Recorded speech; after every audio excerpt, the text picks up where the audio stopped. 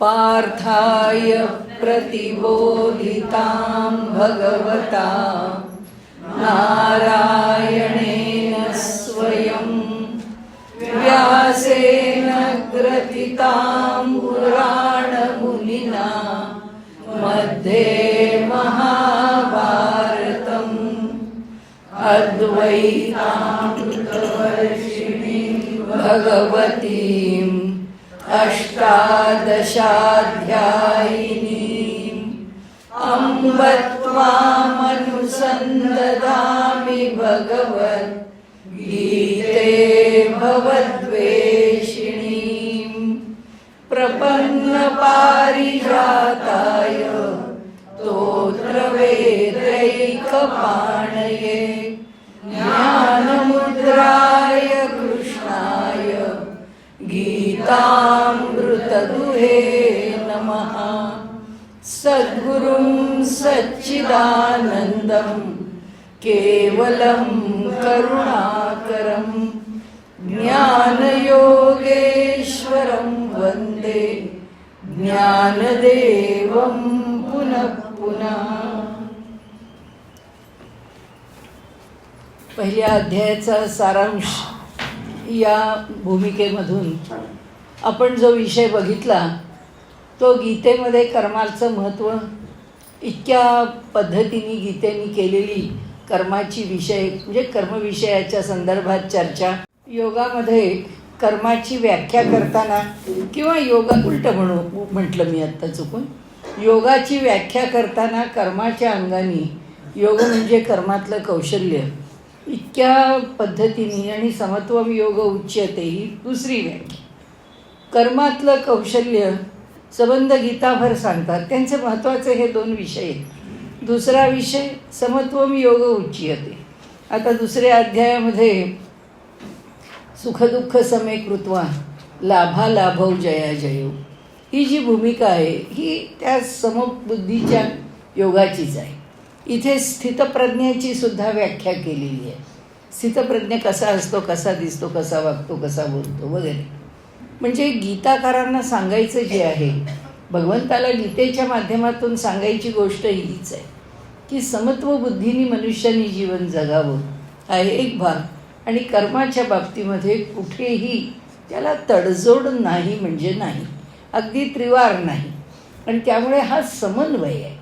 कर्म आणि अध्यात्म, कर्म आणि ज्ञान. आणि म्हणून ते म्हणतात की एकम सांख्यमच योगमच य पश्यती स पश्येत, की सांख्य आणि योग, तत्त्वज्ञान आणि योग म्हणजे कर्म, दोन्ही एकच आहे, काही वेगळं नाही आहे. कर्मामध्ये असणारी आमची पूर्णपणाने एकाग्रता, त्याच्या मागची आमची उत्कट भावना, त्याच्या मागची आम्ही स्वीकारलेली प्रेरणा आणि त्याचबरोबर त्यामागे घेतलेले कष्ट, त्याच्याकरता केलेलं समर्पण, कर्म जितकं उत्कट करत जावं तितकं ते कर्म भावात म्हणजे शाश्वतात यात आलेला आहे विषय. आणि आपण बघितलं आहे म्हणजे भाव इथे आता येईलच आपल्याला आज बघताना. तर भावात्मकता म्हणजे अस्तित्व, ज्याचं अस्तित्व राहतं, असं जे अस्तित्व आहे त्या अस्तित्वामध्येच ते कर्म परिवर्तित होतं. कर्म म्हणून राहत नाही. कर्माला कर्म याचा अर्थ कर्म आणि कर्माचं फळ आणि ते चक्र, ते आपल्याला तिसऱ्या अध्यायात बघायचं आहे. त्यामुळे आत्ता दुसऱ्या अध्यायामध्ये त्यांनी आपल्याला ज्या त्यांच्या स्वतःच्या आवडीच्या, त्यांना आम्हाला सांगण्याच्या आणि त्याचबरोबर गीतेमध्ये चर्चेला आलेल्या विषयांच्या, सगळ्या विषयांचा इथे उहापोह नाही, पण इथे त्याची तोंड ओळख करून दिलेली. इथे त्याच्याविषयी त्यांनी तो विषय उपस्थित करून किंवा त्याच्याविषयी व्याख्या किंवा त्याच्याविषयी थोडीशी चर्चा किंवा त्याचा जाता जाता उल्लेख, अशा कोणत्या ना कोणत्या तरी स्वरूपामध्ये इथे सगळे विषय त्यांनी गीतेतले मांडून ठेवले. याला शोकेस प्रेझेंटेशन म्हणून हल्ली शोकेस प्रेझेंटेशन म्हणतात. पूर्वी विंडो शॉपिंग बाजारामध्ये गेलं की लोक म्हणायचे की दुकानात काय डिपार्टमेंटल स्टोअर असलं तरी बाहेर एक शोकेस असते, त्या विंडोमधनं आम्ही म्हणजे बाहेरून आम्ही पाहू शकतो. तसं गवाक्षावलोकन, बाहेरून खिडकीतून पाहणं अशाच पद्धतीचं हे एका प्रकारचं एक्झिबिशन आहे, एका प्रकारचं प्रेझेंटेशन आहे. आणि ह्या दुसऱ्या अध्यायामध्ये असा सर्व विषय आमच्या डोळ्यापुढे ठेवला आहे. जे मोठे मोठे अध्याय आहेत त्यातला हा मोठा अध्याय, 72 श्लोकांचा अध्याय, 18वा अध्याय पण 78 श्लोकांचा अध्याय. त्यामुळे ह्या मोठ्या अध्यायात खूप विषय आलेत. आपण आपल्या पुढच्या व्याख्यानापर्यंत बहुतेक विषय संपवून हा दुसऱ्या अध्यायाचा सारांश जास्तीत कारण नाही तरी काय, प्रत्यक्ष ज्ञानेश्वरीमध्ये मौलींनीसुद्धा विवेचन फारसं केलेलं नाही आहे. त्यांनी काहीही त्याच्यावर फारसं वर्णन करत ते गेले नाही, कारण हे सगळं पुढे यायचंच आहे. त्यामुळे इथे त्याची फार चर्चा नको म्हणून त्यांनी फारशी चर्चा ज्ञानेश्वरीमध्ये सुद्धा, जशी श्लोकाचा अर्थ मराठीमध्ये आपण पाहतो तसाच त्यांनी तो संस्कृतामधल्या श्लोकाचा फक्त ओवीबद्ध अर्थ द्यावा आणि अगदी जाता जाता एखादा दृष्टांत, यापेक्षा माऊली पण जास्त त्याच्यावरती विवेचन करत नाही. आता सुरुवात करताना हा अध्याय जो आहे तो अध्याय संजय उवाचेनी सुरू होतो.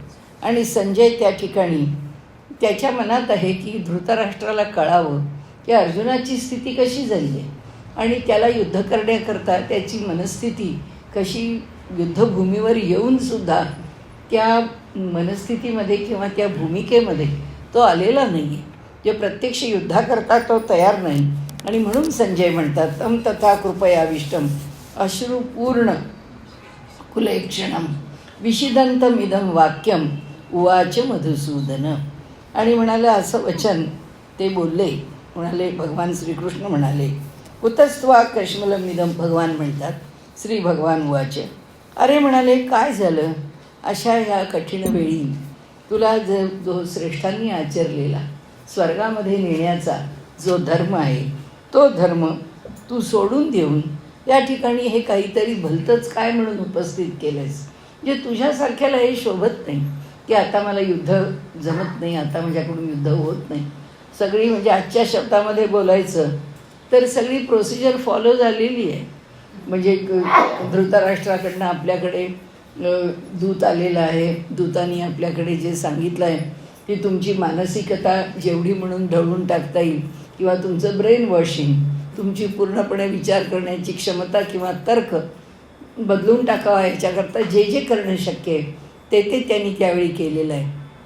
आणि दूताबरोबर निरोप देताना युधिष्ठिर असो किंवा अर्जुन असो किंवा भीम असो थोडे डळमळीत झालेले आहेत. आणि त्या सगळ्यांनी यांच्या कोणाचाही विचार न करता भगवंतांनी सांगितलं ठीक आहे, तू दूत आहेस, तू जा, आमचा निरोप जो आहे तो द्यायला मी शिष्टाई करणार आहे आणि त्यामुळे मी येईन दरबारामध्ये आणि त्याच्याविषयी काय बोलायचं आहे ते बोलेन.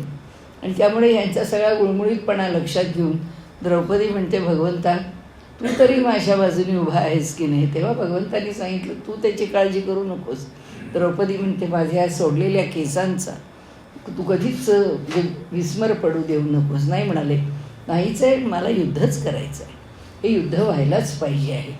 आणि त्यामुळे माझी भूमिका स्वच्छ आहे, स्पष्ट आहे. मी जेव्हा दरबारात जाईन त्यावेळी शिष्टाई, कृष्णशिष्टाईच म्हटलं जातं, तर त्यावेळी तिथे जे काही बोललं जाईल किंवा विचार विनिमय केला जाईल त्याच्यामध्ये युद्धाला मागे घ्यावं अशा प्रकारचे विचार मी करणार नाहीच आहे किंवा अशा प्रकारचे प्रस्ताव आले तरी ते मी स्वीकारणारच नाही. युद्ध झालंच पाहिजे, युद्ध अटळच आहे, ही माझी भूमिका आहे. आणि आता हे सगळं माहिती आहे या लोकांना, कृष्णांनी सगळं सांगितलेलं आहे की बाबा आपल्याला युद्ध अटळ आहे. नाहीतर भीमार्जुनांनी सुद्धा ज्या प्रकाराने आपली थोडेसे हातपाय गळाले होते यांच्यामध्ये फक्त सहदेवानीच सांगितलं होतं की काहीही झालं तरी हे चालणार नाही, कोणत्याही परिस्थितीमध्ये युद्ध केलं पाहिजे, नाही तर बाकी सगळे डळमळीत होते. तरीसुद्धा युद्धाची जेव्हा वेळ आली, युद्धाचं जेव्हा विचार पक्का झाला, प्रत्यक्ष युद्ध करायचं म्हटल्यानंतर अर्जुन असो की दुर्योधन असो दोघेही कृष्णाकडे गेले. दोघांनीही सांगितलं की तू कुणाच्या बाजूने लढणार आहेस, कसा येणार आहेस. कारण बलरामाच्याकडे आधीच दुर्योधन गेला होता.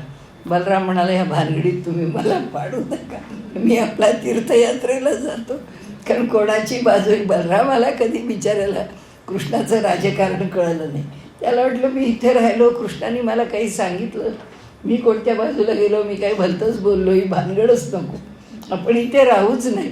म्हणून कृष्णाच्या पुढे त्याला काय करायचं ते त्याचं त्याला करू दे, त्याच्या पुढे काही बोलायच्या आधी त्यांनी तीर्थयात्रेचा निर्णय घेतला आणि तो निघून गेला. आणि युद्ध संपल्यावरच बलरामजी परत आलेले आहेत. आता कृष्णानेच कोणाच्या बाजूने यायचं एवढाच प्रश्न राहिलेला होता. भगवंत आहे ते झोपून राहिले. झोपून राहिल्यावर आले दोघेही जण. पहिल्यांदा अर्जुन आला, त्यांच्या पायाशी बसला. दुर्योधन आला, डोक्याशी बसला. आणि दुर्योधनाला वाटलं कृष्ण असा झोपला आहे, तर त्यांनी डोळे उघडले की त्याला मीच दिसेल, त्यामुळे त्याच्या समोर बसणं अधिक सोयीचं आहे. आणि अर्जुनाला वाटलं भगवंत आहे, भगवंत म्हणजे आपला इतका आदराचं स्थान आहे त्याच्याकरता, आपण त्याच्या पायाशी बसावं. त्याप्रमाणे ते पायाशी बसले. भगवंतांनी डोळे उघडले, तुम्ही उठूनच बसले. अरे म्हणाले, अर्जुना तू कधी आलास? आता दुर्योधनाला वाटतं झालं गेलं फुकट, आता हा अर्जुन काय मागायचं तर मागणार, आपल्याला काही मिळणार नाही. तर तो म्हणाला, नाही मी थोडा वेळापूर्वी. तू कधी आला? दुर्योधन. तो म्हणाला, मी आलोय. तो म्हणाले, ठीक आहे, दोघंही आलात, कशा करता आलात? युद्धात कोणाच्या बाजूने येणार? भगवंत म्हणाले की मी निश्चय केला आहे की मी काही युद्ध करणार नाही, प्रत्यक्ष युद्धामध्ये सामील होणार नाही आहे. मी आपला काय तुम्हाला सल्ला द्यायचा असेल तर 4 गोष्टी देईन. फक्त एकच आहे की मी एकाच्या बाजूने जाईन, म्हणजे सल्ला देणारा असा मी फारसा क्रियाशील नसलेला असा कुणाच्या एका बाजूने जाईन. आणि माझी जी सेना आहे, ज्याला आपण आज कमांडोज म्हणतो, अशा प्रकारची जी माझी 1,00,000ची सेना आहे, ती सेना मी दुसऱ्याला देईन.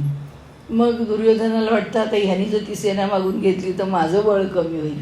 त्याबरोबर दुर्योधन म्हणाले की कृष्णा, मी आधी आलेलो आहे, माझा अधिकार आहे मागायचा.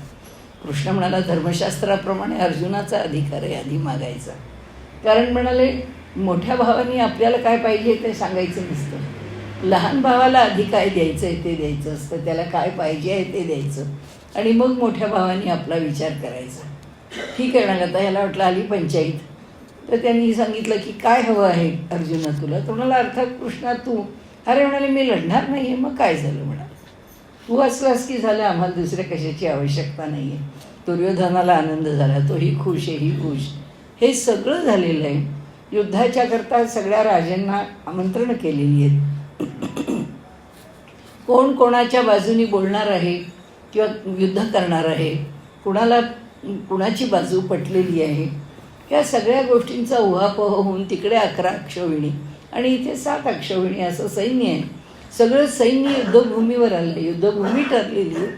सैन्य त्याच्या पद्धतीने जसं लावायचं आहे, कारण रोज कोणते तरी एक व्यूहरचना होत असे, त्याप्रमाणे जो व्यूह, जी रचना, ती रचना युद्धभूमीवर झालेली आहे.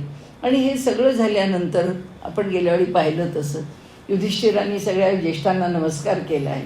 युद्धभूमीवरचे सगळे शंख फुंकलेले आहेत, रणवाद्य वाजलेली आहेत, आणि रणांगणावरची जी उत्तम अशी परिस्थिती किंवा ते वातावरण निर्माण करून वीरश्री निर्माण व्हावी, अशा प्रकारे सर्वांनी, दोन्ही बाजूंनी योद्ध्यांनी एकमेकांना असं आव्हान केलेलं आहे. आणि एका प्रकारे आता युद्धाला भिडणार आम्ही अशी अवस्था आली, आणि हा इथे असं करतोय. आणि तेव्हा भगवंत म्हणतात, अरे हे तुला नाही ते प्रकरण तुझ्या ठिकाणी, हे अपमान करणारं, दुष्कीर्ती फैलावणारं, असं अज्ञानाने युक्त असणारं, असं विचारांचं हे काय नवीन तू डोक्यामध्ये घेतलं आहेस, आणि हे तुझ्या ठिकाणी कसं निर्माण झालं आहे?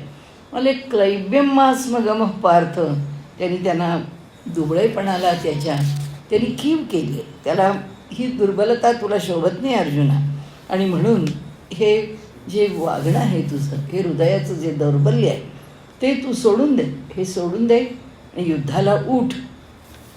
अर्जुन म्हणतो, कसा लढू? त्याची एकच समस्या आहे, भीष्म आणि द्रोण या दोघांबरोबर. संख्ये द्रोणमच मधुसूदन, संख्ये म्हणजे युद्धामध्ये, या दोघांच्यामध्ये कथम भीष्ममहम संख्ये द्रोणमच मधुसूदन इषुभिः प्रतियोत्स्यामी पूजार्हावरी सूदन.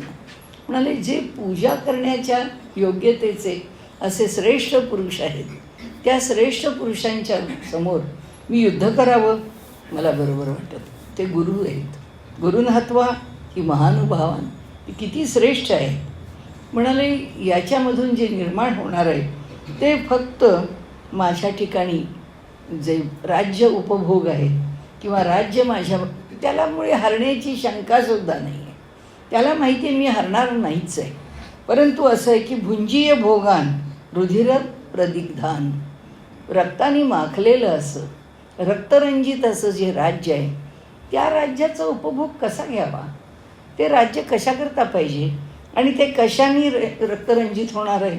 महानुभावान गुरु, श्रेष्ठ असे गुरु आहेत आणि त्या गुरूंना न मारता या जगात भिक्षा जरी मिळून खावी लागली तरी मला चालेल, पण त्यांना मारावं असं काही मला वाटत नाही.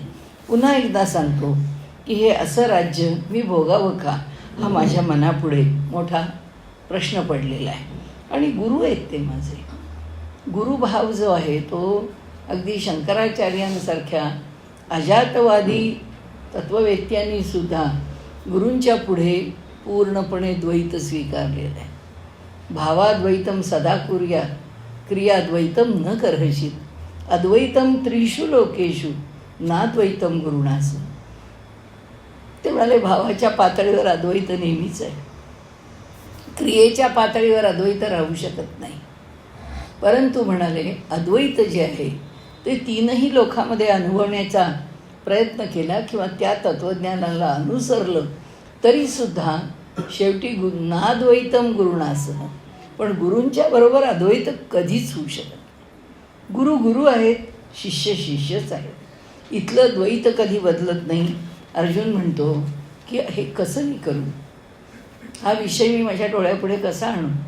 आणि माझी आत्ताची धारणा अशी आहे की गुरु इतकेच श्रेष्ठ आहेत.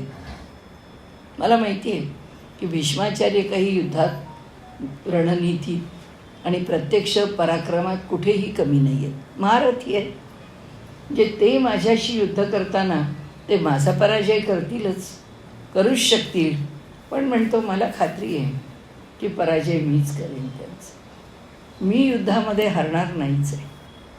आणि त्यामुळे भीष्माचार्यांना मी युद्धामध्ये हरवावं किंवा भीष्माचार्यांना मी परास्त करावं मला बरं वाटत नाही. माझे आजोबा आहेत, ज्यांनी अत्यंत प्रेमाने लाडाने मला वाढवलं आहे, मोठं केलं आहे, त्या भीष्माचार्यांच्या बरोबर माझ्याकडून हा व्यवहार व्हावा मला मान्य नाही. दुसरं द्रोणाचार्य आहेत. द्रोणाचार्य तर माझे साक्षात गुरु आहेत.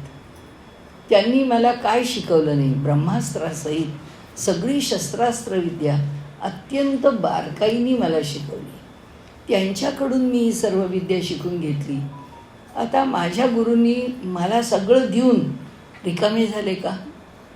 आता त्यांच्याकडे माझ्याच इतकं फक्त आहे, माझ्यापेक्षा जास्त त्यांच्याकडे काही ज्ञान शिल्लक राहिलं नाही का? किंवा युद्ध कौशल्य, युद्धामधले डावपेच सगळे त्यांनी मला शिकवले. आता त्यांच्याकडे काही राहिलं नाही का? म्हणजे ते माझ्याबरोबरच झाले का? असं कसं होईल म्हणाले. अर्जुन म्हणतो त्यांचं मोठेपण, पुढे तो म्हणतोच आहे की त्यांचं जे मोठेपण आहे ते मोठेपण मला कळत नाही. त्या मोठेपणाविषयी काय बोलावं हे मला कळत नाही. आम्ही मोठे आहोत का लहान आहोत हे कळत नाही. कौरवांपेक्षा सुद्धा आम्ही मोठे आहोत का लहान आहोत कळत नाही. कारण पंडूचे पुत्र आहेत ते, आणि ते ही धृतराष्ट्राची मुलं आहेत. मग आता त्यांना मोठं भाऊ म्हणावं आणि त्यांच्याबरोबरचा व्यवहार चालू ठेवावा, हे आमचे गुरु आहेत म्हणावं आणि त्यांच्याबरोबर युद्धाचा व्यवहार करावा, हे योग्य आहे का अयोग्य आहे? कारण तो म्हणतो मला हा विषय, ही गोष्ट मला समजत नाही. आणि म्हणाले मला द्रोणाचार्यांच्या विषयी आणखीन एक गोष्ट कळत नाही की ज्यांनी विद्यासारखी दुसऱ्याला दिलेली आहे, आणि विद्येचं धन असं आहे की जे देत असतो तेव्हा ते वाढतच असतं, ते कधीच कमी होत नाही.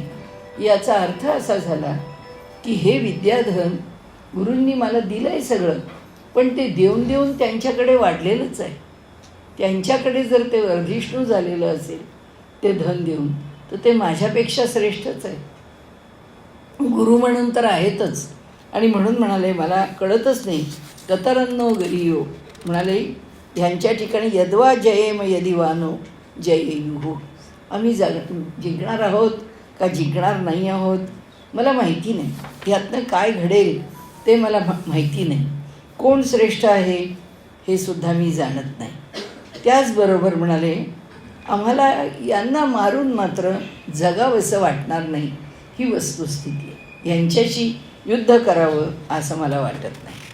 हा जो कार्पण्य दोष आहे, ही जी अंतःकरणामध्ये असलेली जी भावना आहे, ही काय झाले, माझा स्वभाव दीन झाला आहे आणि त्यामुळे हा दोष माझ्या ठिकाणी निर्माण झाला आहे. मी माझ्या धर्माविषयी मूढ झालेलो आहे. मूढ झालो आहे हे सांगताना एक आपण व्यवहारातलं सत्य लक्षात घेतलं तर मानवी जीवनाच्या वर शाश्वत सत्य आहे. कारण सत्य शाश्वत आहे, सत्य त्रिकालाबाधित आहे. त्यामुळे दुसरं न्याय आहे. सत्य आणि न्याय हे मानवी जीवनाच्या वरच्या गोष्टी आहेत. सत्य तर स्वीकारण्याचीच गोष्ट आहे, त्यामुळे सत्याचा स्वीकारच होत राहावा. सत्य नेहमी स्वीकारलं जावं आणि जे आहे तेच स्वीकारायचं आहे. आपल्याला काही वेगळं करायचं नाही आहे किंवा आपल्याला त्याच्याकरता काही वेगळे कष्ट नाही आहेत किंवा त्याकरता वेगळा तर्क नाही आहे, त्याकरता वेगळी भूमिका नाही आहे. पण सत्याबद्दल काय म्हणणार आहे, सत्य सत्यच आहे. त्याच्याकरता दुसरा शब्द असतच नाही, येतच नाही. परंतु न्याय आहे, न्यायही मानवी जीवनाच्या वरच आहे आणि मनुष्य न्याय करतो तो सुद्धा किंवा तो न्याय स्वीकारतो तो सुद्धा शास्त्राच्या आधाराने स्वीकारतो, तो सुद्धा सत्याच्या आधाराने स्वीकारतो, मानवाच्या मार्फतच स्वीकारतो. आणि आपल्या लक्षात असेल तर आपण पहिल्या अध्यायाचा सारांश बघताना म्हटलेलं की भगवंत अर्जुनाला म्हणतात, अर्जुना तुझ्यातलं जे ईश्वरत्व आहे ते ईश्वरत्व तू विसरू नकोस. कारण तुम्ही राजे आहात आणि राजा हा ईश्वराचा अंश आहे. त्यामुळे आपल्या गुणांमध्ये तू पराक्रमी आहेस, तू चांगला आहेस, तू शूर आहेस, तू धैर्यशील आहेस, तू गुणी आहेस, तू सर्व कौशल्यामध्ये श्रेष्ठ आहेस. हे असलास तरी तुझ्या लक्षात ठेवण्याचा गुण काही असेल तर ते तुझ्या ठिकाणी ईश्वरत्व आहे. आणि तुझ्या ठिकाणी ईश्वरत्व असल्यामुळे तिथे सत्य वावरत आहे किंवा तुझ्या ठिकाणी सत्य राहत आहे. तुझ्या आधाराने, तुझ्या आश्रयाने सत्य राहत आहे. तुझ्या आश्रयाने जसं सत्य राहत आहे तसा न्याय करायची वेळ आली तर न्याय राजाला करायचा आहे. राजा जो आहे तो जो धर्म, जी भूमिका स्वीकारेल ती तुला स्वीकारायची. आता तू भूमिका स्वीकारत असताना तुझ्या ठिकाणचं ईश्वरत्व विसरू नकोस. तुझ्या ठिकाणचं हे जे मोठेपण आहे आणि त्यामुळे स्वामी किंवा राजा हा त्या राज्याचा उपभोगशून्य स्वामी आहे. त्याच्या ठिकाणी त्याला काही वाटतं आहे म्हणून तो राजा काही मिळवतोय किंवा ते करतोय. स्वार्थ हा विषयच नाही. आपल्याकडे राजाच्या ठिकाणी त्याच्या राज्याचं हित पाहणं हा भाग आहे, प्रजाजनांचं हित पाहणं हा भाग आहे. पण राजाचं स्वतःचं हित हा विषयच नाही. तू कसला विचार करतोस? आता हे सगळं जे चाललं आहे ना, हे त्याच्या मनातल्या एकेका तर्काला छेद देणं चाललं आहे. त्याच्या मनातले तर्क आहेत, भिन्न भिन्न तर्क आहेत. त्या प्रत्येक तर्काला त्यांनी इथे खोडून काढलं आहे. आता तो म्हणतो की बरोबर आहे, तुम्ही म्हणता ते मला कळतं आहे की हे जे माझं वागणं आहे ते माझं चुकीचं आहे किंवा मला समजत नाही आहे. मी मूढ झालो आहे, दिग्मूढ झालो आहे, मला खरंच दिशा कळत नाही. म्हणून शिष्यस्तेहम शाधी माम त्वाम प्रपन्नम. आता मी तुला शरण आलो, आता मी तुझा शिष्य आहे.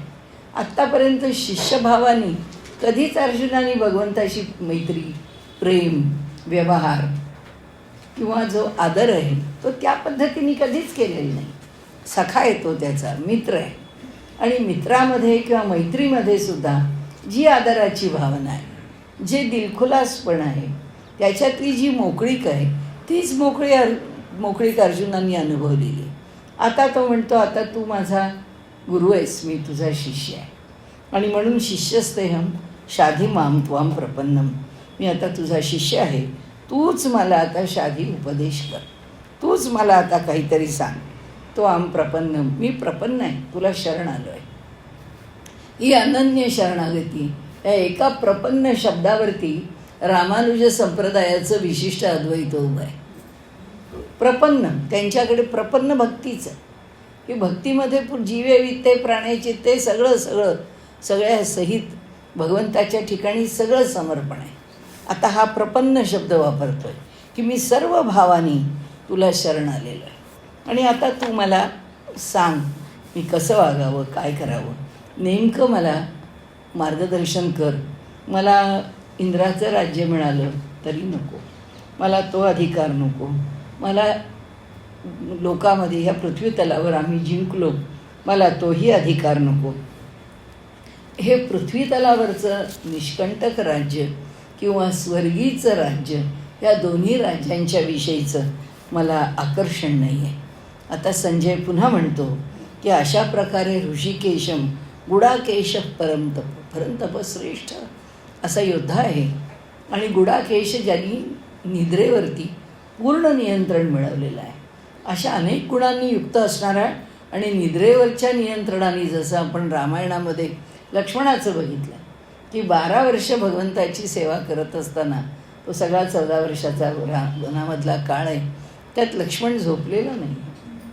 त्यामुळे 14 वर्ष आपल्या झोपेवर नियंत्रण असलेला रामायणातला लक्ष्मण आणि इथे महाभारत युद्धामधला हा अर्जुन, ज्याचं पूर्ण नियंत्रण आपल्या निद्रेवरती आहे. न योत्स्य इति गोविंदम उक्त्वा तूष्णीम बभूव म्हणाले. अशा प्रकारे स्पष्ट सांगून स्तब्ध राहिला की मला काहीही नको आहे, ह्या युद्धामधून मला काहीच प्राप्त करायचं नाही आहे, बस मला तुला जे सांगायचं आहे ते सांगून झालं. तम उवाच ऋषिकेश. आता प्रहसन्निव, थोडासा भगवंता काय म्हणायचं बाबा तुला, अशा अर्थाने हसतो. आता काय आणून ठेवली आहेस तू परिस्थिती आणि काय बोलतो आहेस. हसलेत थोडेसे, उपेक्षा उपहास नाही आहे त्याच्यामध्ये, पण प्रहसन एखाद्या गोष्टीच्यावरती. आता हल्ली आपण नाटकांच्या ठिकाणी प्रहसनं करतात, त्याच्यामधला ती शेड नाही आहे इथे. इथे एवढीच शेड आहे त्याच्यामध्ये की तो हसल्यासारखं करतो. ठीक आहे, काय जी तुझी भूमिका आहे, ठीक आहे, तर ह्याला तोंड द्यायचं. भगवंत म्हणतो मी असाच आयुष्यभर वागलो आहे, या यादवांनी मला असाच त्रास दिला आहे. आणि त्यांनी नेहमीच नारदाला एकदा प्रश्न विचारला आहे. म्हणाले चढावावरती बैलगाडी असावी, बैलगाडीत पुष्कळ सामान असावं आणि त्या बैलांना ती गाडी ओढायला लागावी. आणि ती गाडी ओढताना, ते ओझं ओढताना जसा बैलांना त्रास होतो, गाडीवानाला त्यांना हकून हकून पुढे न्यावं लागतं. तसं म्हणले नारदा, माझ्यावरती हे सगळं शकट, हे जे राज्य आहे ते, हे राज्य शकट जे आहे ते ओढता ओढता मी दमलो म्हणाले. ह्या यादवांच्याबरोबर, या सगळ्यांच्याबरोबर जे मला व्यवहार कर, सगळी घराणी यादवांची त्यावेळची, मला त्यांच्याबरोबर व्यवहार, तू सांग आता मला मी काय करावं. एक वेगळा उपदेश आहे त्यांनी तो नारदांच्याकडे सांगून. नारद म्हणतात, भगवंता तुला काय माहीत नाही, जे कृष्णा तुला काय माहीत नाही, तू उगीच माझी परीक्षा घेतोयस का, मला विचारून मी काय करू आणि मी दमलो आहे आणि याच्यामागे राजनीती काय असावी मी तुला सांगायची गरज नाही. परंतु तिथे एक जशी हे आहे की बाबा आत्तापर्यंत ह्या सगळ्यांना बरोबर घेऊन यांची मोठ वळत पुढे जायचं आहे, आपल्याला काही पर्याय नाही आहे, जे जसं समोर आलं तसं ठीक आहे, असं आहे ॲक्सेप्टेड, चला पुढे, तसं आहे चला पुढे, स्वीकारत जायचं, पुढे जायचं, चला स्वीकारा, पुढे चला. म्हणाले आता तुला काय सांगू म्हणाले अर्जुना, ज्या शोक न करण्यासारख्या गोष्टी, अशा गोष्टी तू पांडित्याच्या स्वरूपात बोलतोस, याचा शोक तू करायचं कारण नाही. म्हणून आपण आधी विचार काय म्हणला की सत्य आणि न्याय या मानवी जीवनाच्या वरच्या गोष्टी भगवंतांनी पहिल्याच याच्यात, म्हणजे पहिला स्ट्रोक, त्यांनी पहिलाच घातलेला घाव, त्या घावातच ते सांगतात. अरे निर्णय तू कसले घेतो, तू निर्णय घेण्याचा प्रश्नच येत नाही. न्याय करायला जातोयस तू इथे, माणुसकी दाखवायला जातोयस तू इथे, एका निष्कर्षाप्रत येण्याचा प्रयत्न करतोयस तू इथे, वेगवेगळे तर्क उभे करतोयस तू इथे. ह्या तर्कांना सत्याचं अधिष्ठान आहे का, ह्या तर्कांना योग्य कर्तव्याचं अधिष्ठान आहे का, काही नाही आहे. पण भगवंतांनी एक मोठा आघात केला, पुढे आले आणि ते म्हणतात अशोच्याम, ज्याचा विचारही केला जाऊ शकत नाही अशाचा विचार करतोस. म्हणजे कशाचा, की हे मरतील, या युद्धामध्ये यांचा नाश होईल. अरे मरणं जगणं ह्याचा काही ठेका तू घेऊन आला आहेस का? तुझ्यामुळे कोणी मरणार आहे आणि तुझ्यामुळे कोणी जिवंत राहणार आहे असं काय? जो तो आपल्या आपल्या मार्गाने जाणारच आहे. म्हणाले जे पंडित आहेत, म्हणजे प्रज्ञावादांश भाष असे म्हटलेले आहे ना, की तू प्रज्ञावाद बोलतोस म्हणजे काय? बुद्धिवाद करतो आहेस. आजच्या भाषेमधले बदनाम रॅशनल इंटेलेक्च्युअल्स आहेत तसा अर्जुन नाही आहे, परंतु माझं थिंकिंग रॅशनल आहे हे म्हणण्या इतपत तरी अर्जुनाला बाधा झालेली आहे.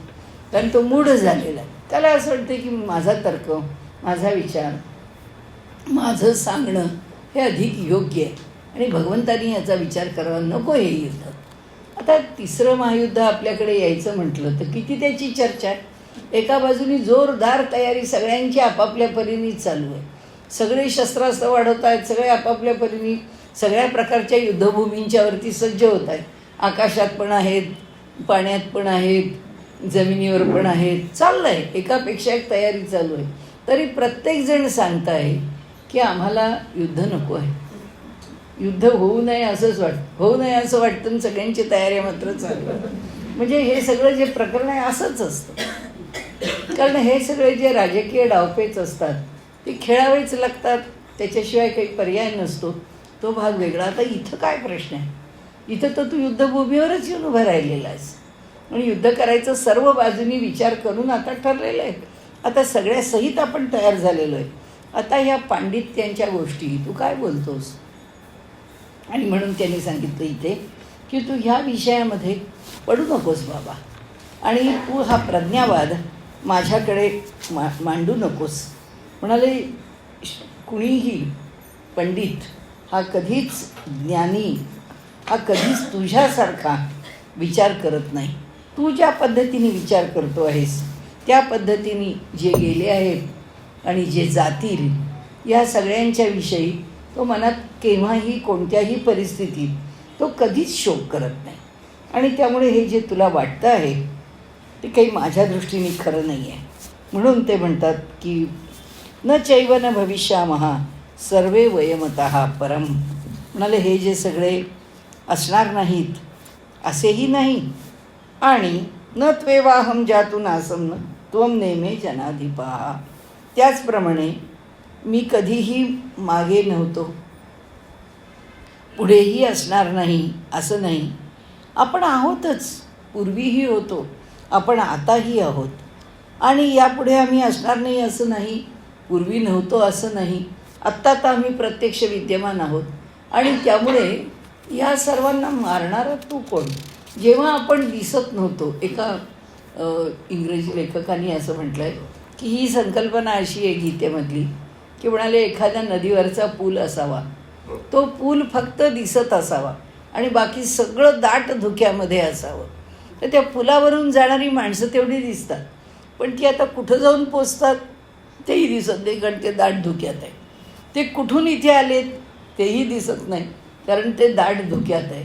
आणि त्यामुळे म्हणाले फक्त मध्य त्याच्यामधला आहेच, पुढचा श्लोक आहेच त्याच्यामध्ये, की फक्त मध्यामध्ये प्रकट आहे, आधीही नाही आणि नंतरही नाही आहे.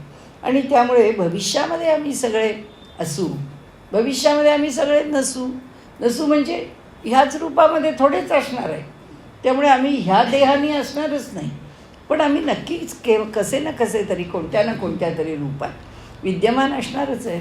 मागे आम्ही नव्हतो असंही मी म्हणत नाही, कारण अर्जुन म्हणेल की भगवंता कुणी पाहिले मागे होतात की नव्हतात, आपण होतो की नव्हतो. आणि त्यामुळे तुम्ही म्हणत असलात की जर आम्ही मागे होतो तर मी काही ते स्वीकारेन असं नाही आहे. कारण आत्ता कळत आहे, म्हणून त्या लेखकाने केलेली संकल्पना अशी की पुढे काय आहे गॉड नोज. आम्ही मागे होतो की नाही गॉड नोज, आम्हाला मागचंही माहिती नाही आणि पुढचंही माहीत नाही. आता इथे जे आहे त्या अव्यक्तामध्ये असलेलं जग आता फक्त व्यक्त मध्यानी भारत, फक्त या मध्यामध्येच आपण व्यक्त झालेलो आहोत. बाकी काय हे एवढा व्यक्ततेचा काळामाल दिसतोय. पण भगवंत सांगतोय मी तुला सांगून ठेवतो, पूर्वी नव्हतो असंही नाही, पुढे असणार नाही असंही नाही, हे दोन्हीही असणं शक्य आहे. तुला ही संकल्पना पटत नसेल, देहाच्या पातळीवर आहे. देहाच्या पातळीवर कौमार्य आहे, यौवन आहे, जरा आहे, म्हणजे वृद्धत्व आहे. तुला असं वाटेल देह तोच आहे, परंतु बदल कौमारावस्थेपासून ते कौमार्य ते जरा हा जो होणारा प्रवास आहे, या प्रवासामध्ये बदलत राहतं, सगळं बदलतं आहे. पण तू म्हणतोस का की मी वेगळा झालो, मी वेगळा होतो, आत्ताचा मी वेगळा आहे, कालचा मी वेगळा होतो, उद्याचा मी वेगळा आहेस, रोज बदलत आहे. आणि हे आमच्या डोळ्यापुढे आम्हाला दिसतं आहे, आमच्या समोर होणारे जे बदल आहेत. तर त्यामुळे आमच्या देहाच्या ठिकाणी होणारे जे बदल आहेत, ते बदल कधीच आत्म्याच्या ठिकाणी होत नाहीत. आणि म्हणून देह हा जरी सगळा निसर्गच बदलणारा, सगळा निसर्गच असा आहे की कोणत्याच क्षणाला तो स्थिर नाही. कारण गच्छती ती जगत, आपल्या जगताची व्याख्याच तशी आहे. तसंच पंडिताची व्याख्या करताना सुद्धा पंडा नामक आत्मबुद्धी ज्याच्या ठिकाणी आहे त्याला पंडित म्हणतात. म्हणून भगवंतांनी इथे तो पंडित शब्द योजलेला आहे की पंडित शब्द वापरला कशा करता, कारण ज्यांच्या ठिकाणी आत्मबुद्धी योग्य पद्धतीने निवास करते आहे. आणि म्हणून ते आपल्या ठिकाणच्या आत्मबुद्धीनी सांगतात की जन्माला आला, राहिला, जगला, गेला, या सगळ्या ज्या स्थित्यंतरांना आहेत ते शोक करण्यासारखं नाहीच आहे. ज्या कालाच्या चक्रावरती या जगाला टाकून दिलेलं आहे त्या चक्रात हे असं घडणारच आहे, असं होतच राहणार आहे. आणि त्यामुळे मनुष्याची मानसिक तयारी ही त्या तऱ्हेने जर झाली नाही, आध्यात्मिकदृष्ट्या जर त्यांनी आपलं जसं बालवय योग्य प्रकाराने स्वीकारलं नाही, तारुण्य योग्य प्रकारे स्वीकारलं नाही आणि जराही स्वीकारली नाही, तर कोणत्याच काळात तो सुखी राहू शकत नाही, कोणताच काळ त्याच्या फायद्याचा होऊ शकत नाही. कारण बालपण आहे ते सगळं असंच गुंदाटण्यात घालवलं. तारुण्य जे आहे ते कशाचाही गंभीरपणे विचार न करता फक्त जगामध्ये एक आनंद लुटत राहिला मनुष्य. आणि वृद्धावस्था आल्यावर मला वृद्धत्व का?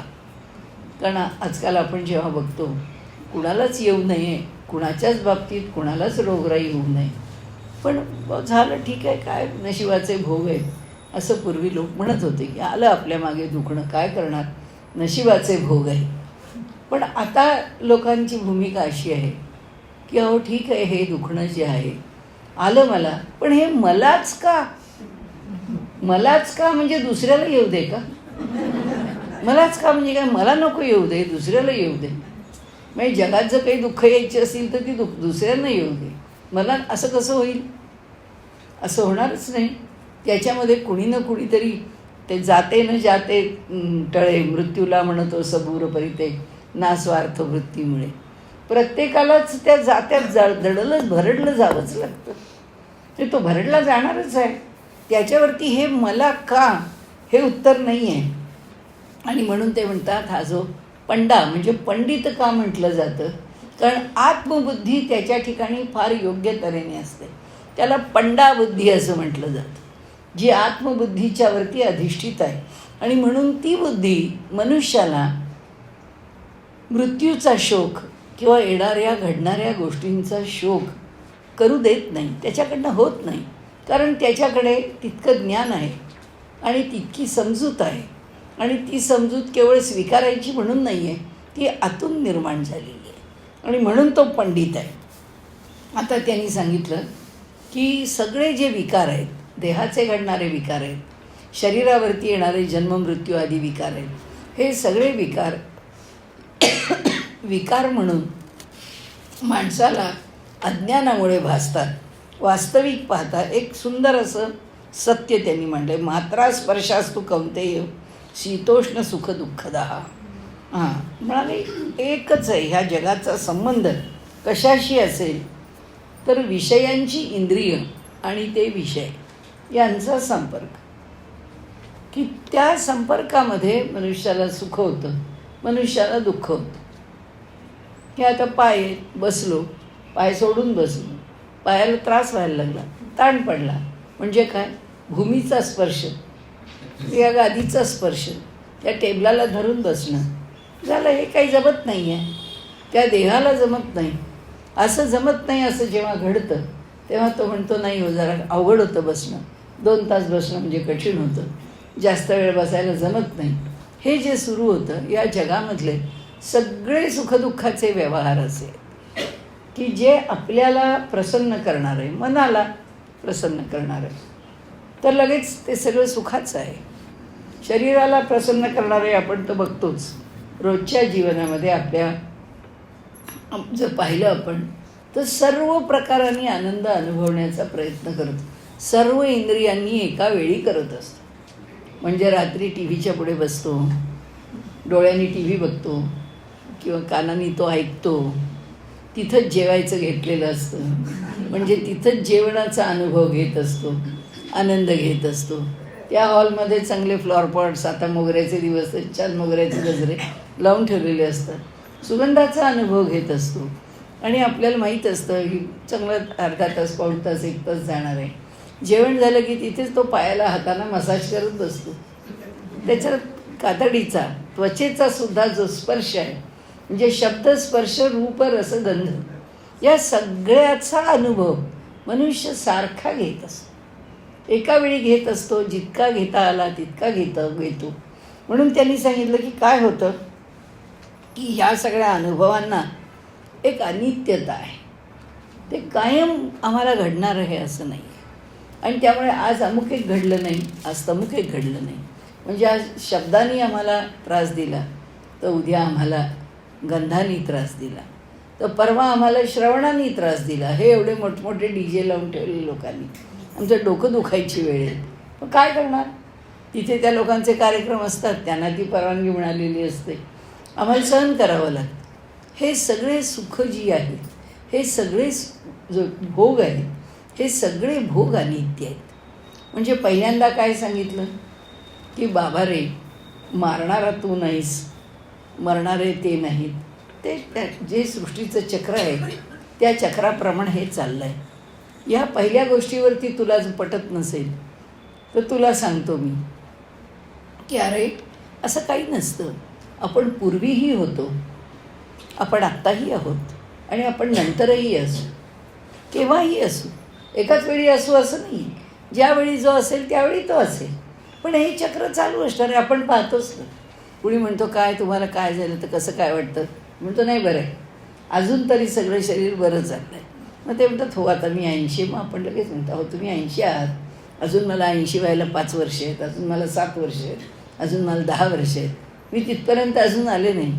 साधा विचार, साधी भूमिका की काळाच्या चक्रावर तुम्ही 80 पाहताय, काळाच्या चक्रावर मी 70 पाहतोय, 80ला येईल तेव्हा बघता येईल काय होणार आहे ते. आज तरी ते नाही आहे. पण म्हणून आज मी ठाकठीक आहे म्हणून उद्या मी ठाकठीकच असेल असं नाही आहे. असं असणार आहे, उद्याही आम्ही असू, पुढचाही जन्म आमचा असेल, तुझा काय असेल माहीत नाही, आमचा काय असेल माहीत नाही. मग भगवंत म्हणतात की हा म्हणेल हे सगळे हवेतलेच फवारे मारणं चाललं आहे, कारण ते मागे होतो आत्ता दिसतो आहे आणि पुढे काय कोणाला माहिती, कुणी मागचं पाहिलं आहे, कुणी पुढचं पाहिलं आहे. तर भगवंत म्हणतो कशाला आमचं, तुझ्या देहाचं बघणं.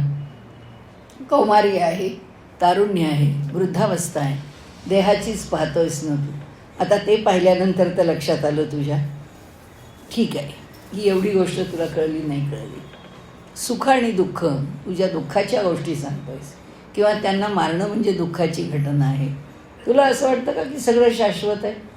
त्यांना त्यांच्या जीवनात सुख शाश्वत आहे, तुझ्या जीवनात सुख शाश्वत आहे, तुझ्या जीवनात सुखदुःख शाश्वत अशाश्वत आहे, तिथेही शाश्वत अशाश्वत आहे. त्यांच्या जीवनामध्ये आज असतील तर तुझ्या जीवनात 25 वर्षांनी असतील. जर अशाश्वतता आहे तर ती अशाश्वतता केव्हा ना केव्हा तरी आमच्या प्रत्ययाला येणार आहे, आणि जी येणार आहे ती स्वीकारली पाहिजे अर्जुना. त्यांचा होणारा मृत्यू जर युद्धामध्ये असेल स्वीकारला पाहिजे. त्यांनी कसा स्वीकारला आहे, तुला का स्वीकारता येत नाही? आणि म्हणून ते पुढे सांगतात की म्हणाले सुख आणि दुःख हे इंद्रियांचे विषय जे आहेत ते माणसाला व्याकुळ करू शकत नाहीत. जो ज्ञानी आहे त्या ज्ञानाला त्यांनी काही वाटत तो ठीक आहे, जे जसं आहे तसं. वही मर्द है जो हर हाल में खुश है, त्यालाच पराक्रमी समजावं की कोणत्याही परिस्थितीत तो समाधानी आहे. अरे आज काय आज खाट झोपायला मिळाली, खुश आहे. आज काय जमिनीवर त्याहून खुश आहे. जमिनीवर झोपलं काय आणि खाटेवर झोपलं का काही फरक पडत नाही. वही मर्द है जो हर हाल में खुश आहे. की तीच माणसाची मर्दुमकी आहे की जी परिस्थिती असेल त्या परिस्थितीमध्ये सुख आणि दुःख त्याला त्रास देऊ शकत नाही. आणि म्हणून आता ते इथे एका मुद्द्यावर येऊन थांबतात. मग त्यांनी त्याचे सगळे जे तर्क आहेत ते खोडत शारीरिक पातळीवर, मानसिक पातळीवर, म्हणजे शरीर, मन आणि बुद्धी आणि अहंकार या सर्व पातळीवरती तर्क मांडून त्यांना खोडून टाकलं. आता पुढे ते सांगतात की जो ज्ञानी आहे, ज्यांनी याचा नीट विचार केला आहे, तो या ठिकाणी अडकत नाही. कशाच्या ठिकाणी? की मला सुख मिळालं, मला दुःख मिळालं, माझ्याकडून सुखदुःख घडलं, याच्या पार्श्वभूमीवर एक गोष्ट सारखी लक्षात ठेवायची की हे जे जग आहे, या जगामध्ये जे सत्य आहे तो ईश्वरीय अंश आहे आणि तो अपरिवर्तनीय आहे, ते कधीच बदलणार नाही. भगवंतानी जर जन्ममृत्यूचं चक्र लावूनच दिलं आहे तर त्या चक्राच्या बाहेर मला काढ, याला काही अर्थ नाही. असे कितीतरी लोक म्हणजे पाहायला मिळतात आपल्याला की जे अध्यात्माच्या क्षेत्रामध्ये वावरत आहेत आणि चांगल्यापैकी असे महाराज वगैरे असे असतात, परंतु ते दुसऱ्या महाराजांना एकच विचारतात, मला मरायचं नाही आहे, मला फक्त जगायचं आहे, तुम्ही मला काय करून द्या. एक तर पुण्यातले महाराज होते, ते कोणी आलं मला कायाकल्प शिकवा, मला कायाकल्पाची विद्या शिकवा, मला कायाकल्प करून मला पुन्हा तरुण व्हायचं आहे. आता माझा देह म्हातारा झालेला आहे. असेल हिमालयामध्ये गेलात, कुठे राहिलात तर तिथे त्यांना मिळू शकेल, पण इथं येऊन तुमचा कायाकल्प करणारा कोणी महाराज असेल आणि कायाकल्प किती काळ त्याचाही विचार केला तर चांगदेवाचा विचार केला तर समजेल की 1400 वर्ष झाली. तरी काय झालं? शेवटी पुन्हा ज्ञानदेवांनी जी तत्त्वज्ञानाची भूमिका मांडली ती हीच आहे की आत्माच शाश्वत आहे. ह्या देहाने, पांचभौतिक देहाने किती काळ शाश्वतता मिळणार? मग हा देह नाही तर दुसऱ्या देहात, दुसरा नाही तर तिसऱ्या देहात. आजकालचे योगी, आजकाल म्हणजे आपण जे वाचतो किंवा योगाच्या क्षेत्रामध्ये जे मिळतं की ज्यांना योगाचा अभ्यास करायचा आहे, ज्यांनी परकाया प्रवेशाची विद्या प्राप्त करून घेतली, ते जातात दुसऱ्या देहाचा शोधात राहतात. आपला देह वृद्ध व्हायला लागला, दुर्बळ होतो आहे हे कळायला लागलं, योगाचा अभ्यास या देहाने होत नाही हे लक्षात आलं, त्या देहाचा तर मोह सोडावाच लागतो. त्या देहाचा मोह सोडून दुसऱ्या देहामध्ये प्रवेश किती लोकांनी या परकाया प्रवेशाच्या या लोकांच्या आठवणी ग्रंथामधून लिहून ठेवलेल्या आहेत. त्यामुळे परकाया प्रवेश होऊ शकतो. परकाया प्रवेशाने आहे ह्या देहासहित मला राहायचं आहे ही भूमिका होऊ शकत नाही. अर्जुनाला ते सांगत आहेत, अरे तुझे भीष्म आणि द्रोण किती काळ ह्या देहात राहणार आहेत सांग मला, तू किती काळ त्यांना ह्या देहात ठेवू शकणार आहेस. आणि म्हणून ते म्हणतात की नाही न व्यथयन्ते ते पुरुषर्षभ. अरे नाही म्हणाले हे पुरुषश्रेष्ठा, जे धीर पुरुष आहेत, समदुःख सुखम धीरम सोमृतत्वाय कल्पते. म्हणाले त्यामुळे त्यांच्या ठिकाणी ही भूमिकाच राहत नाही, ही भूमिका येतच नाही. आणि आता हा विषय सांगून त्याचं टोक गाठलं, म्हणजे सगळे प्रकार त्याच्यामध्ये समाविष्ट केले. आता ते म्हणतात नासतो विद्यते भावा. आता एक पायरी अर्जुना पुढे चला. ना भावो विद्यते सत. असताच्या ठिकाणी भावात्मकता असत नाही. म्हणजे असत वस्तूला, जी अशाश्वत वस्तू आहे, जी निर्माण झाली आहे, जिला निर्माण होणं आहे, अशी वस्तू ही शाश्वत नाही. काय निर्माण झालेलं नाही? विश्व, ब्रह्मांड, सूर्य, चंद्र, अशी अनंतकोटी ब्रह्मांड, तारे, नक्षत्र, समुद्र, काय नाही, हे सगळेच्या सगळे निर्माणच झालेले आहे. आणि हे सगळे निर्माण झालेले असताना त्यांना शाश्वतता नाही. म्हणजे तुला जर भीष्म द्रोणांनी जगावं असं वाटलं तरीसुद्धा ते शाश्वत नाही आहेत. ते केव्हा ना केव्हा तरी देह सोडणारच आहेत. आणि उभयोरपी दृष्टोन्त्वात् स्वनयोस्तत्वदर्शिभिः. म्हणाले या दोघांच्या ठिकाणी अभाव कोणाचा होत नाही तर सत्याचा कधीच अभाव होत नाही. उभयोः अपि अंतः तत्वदर्शिभिः दृष्टः. ह्या दोन्ही तत्वांना अंत होणारं तत्व आणि शाश्वत तत्व, ह्या दोन्ही तत्वांना श्रेष्ठ पुरुषांनी पाहिलेलं आहे. तत्वदर्शिभिः ज्ञानी पुरुषांनी पाहिले. विषय कसा चालला आहे बघा. ज्या 2-3 गोष्टी आपण डोळ्यापुढे ठेवल्या आहेत त्या अशा आहेत की तू खूप छान तर्क करतोयस, तू खूप शुगर कोटेड पील देतोयस की माझे गुरु आहेत, माझे अमुक आहेत, माझे आजोबा आहेत, त्यांनी लाडात वाढवलं आहे, मला काही गरज नाही, अगदी मी वैराग्यशीलच आहे, मला राज्य नको, मला काही नको, भिक्षा मागून आम्ही जगू वगैरे वगैरे. हे सगळं तू जे बोलतो आहेस, ह्या सगळ्या तुझ्या बोलण्याला काय अर्थ म्हणजे जे ज्ञानी लोक आहेत ते याचा विचारच करत नाहीत. तुझा हा जो प्रज्ञावाद आहे हा इझम आहे. तर जे वादाकरता वादचा शब्द नाही आहे. म्हणजे समाजवाद, व्यक्तिवाद, राष्ट्रवाद त्यातला हा विषय आहे प्रज्ञावाद. त्यामुळे हा बुद्धिवाद आहे त्याचा. आणि त्या बुद्धिवादाने तो सांगतो आहे. आणि म्हणाले हा जर तुझा बुद्धिवाद असेल ना अर्जुना, तर मी तुला सांगतो की ज्ञानी पुरुष अशा प्रकारचा विचार करत नाही. भूमिका काय ठेवली भगवंतानी अर्जुनाला सांगण्याची? ज्ञानयोगाची भूमिका आहे. ते त्याला ज्ञानाची बाजू कशी विचारात घ्यावी लागते. प्रत्येक वेळी तुझा तर्क बघ आणि ज्ञानाचा तर्क बघ, तुझा तर्क बघ, तत्ववेत्याचा तर्क बघ, सारखे सांगताय की तो काय पाहतो? तो जन्ममृत्यू याच्या दुःख करत नाही, त्याचा विचार करत नाही. अशाश्वतता त्याच्या ठिकाणची जी आहे, प्रत्यक्ष लौकिकाच्या ठिकाणची, ती तो मनामध्ये घेत नाही. आता पुढे काय सांगतात की तुला तत्वतःच सांगतो की जे जे जन्माला आलं आहे ते सगळं नष्ट होणार आहे. जे जे उपजते ते नासे, त्याला नाश आहेच. जे जे जन्माला येतं आहे. आणि म्हणून नासतो विद्यते भाव ना भावो विद्यते सत. आणि ह्याच वस्तू आहेत की ज्या अशाश्वत आहेत आणि ज्या शाश्वत आहेत त्याचा विचार कर. सोडून दिले. म्हणाले त्याचीच व्याख्या पुन्हा थोडी पुढे वाढवली की अविनाशी कोण आणि विनाशी कोण. त्यानंतर पुढे आता आले, फटकारलंय आता. य एनम वेत्ती हंतारम यश्चैनम मन्यते हतम उभौ तौ न विजानीतो नायम हंती न हन्यते. म्हणाले ह्याला वाटतं की मी त्याला मारतोय, त्याला वाटतं मी ह्याच्या हातून मेलो आहे. ही जर थिअरी असेल, हा जर तर्क असेल, ही जर भूमिका असेल, तर म्हणाले दोघंही खरं काय आहे ते जाणत नाही.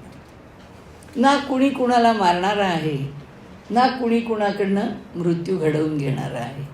जे करणारा आहे तो मीच आहे. हे माझ्याकडूनच घडतं.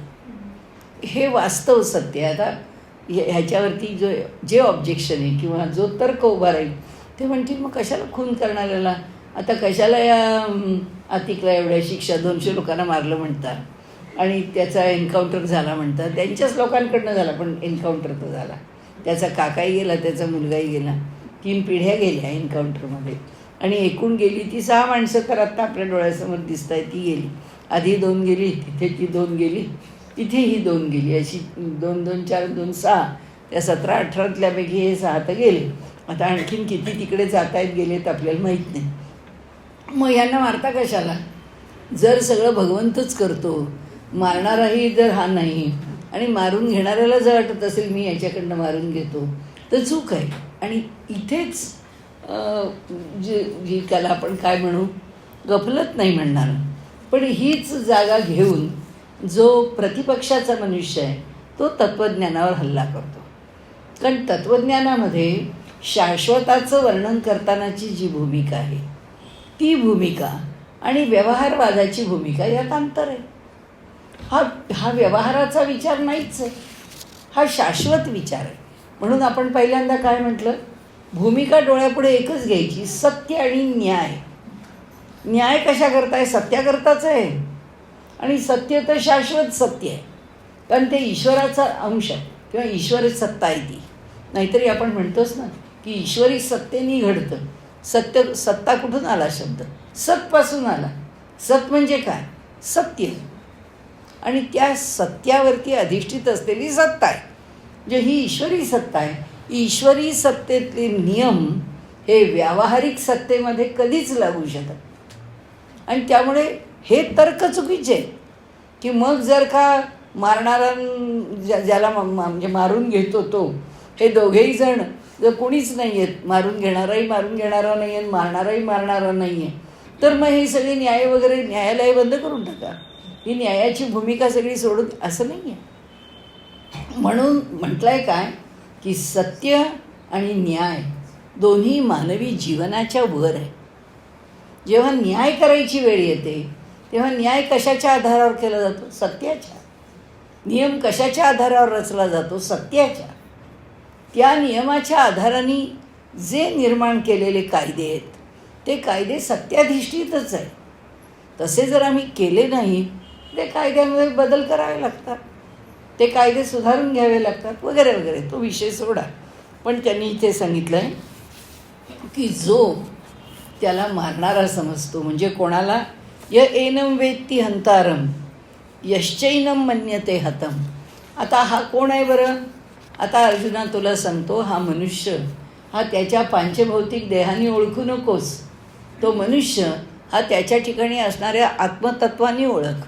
आत्मतत्वाने ओळखलास तू की त्या आत्म्याला मारणारा कोण आहे आणि त्या आत्म्याला मारून घेणारा कोण आहे?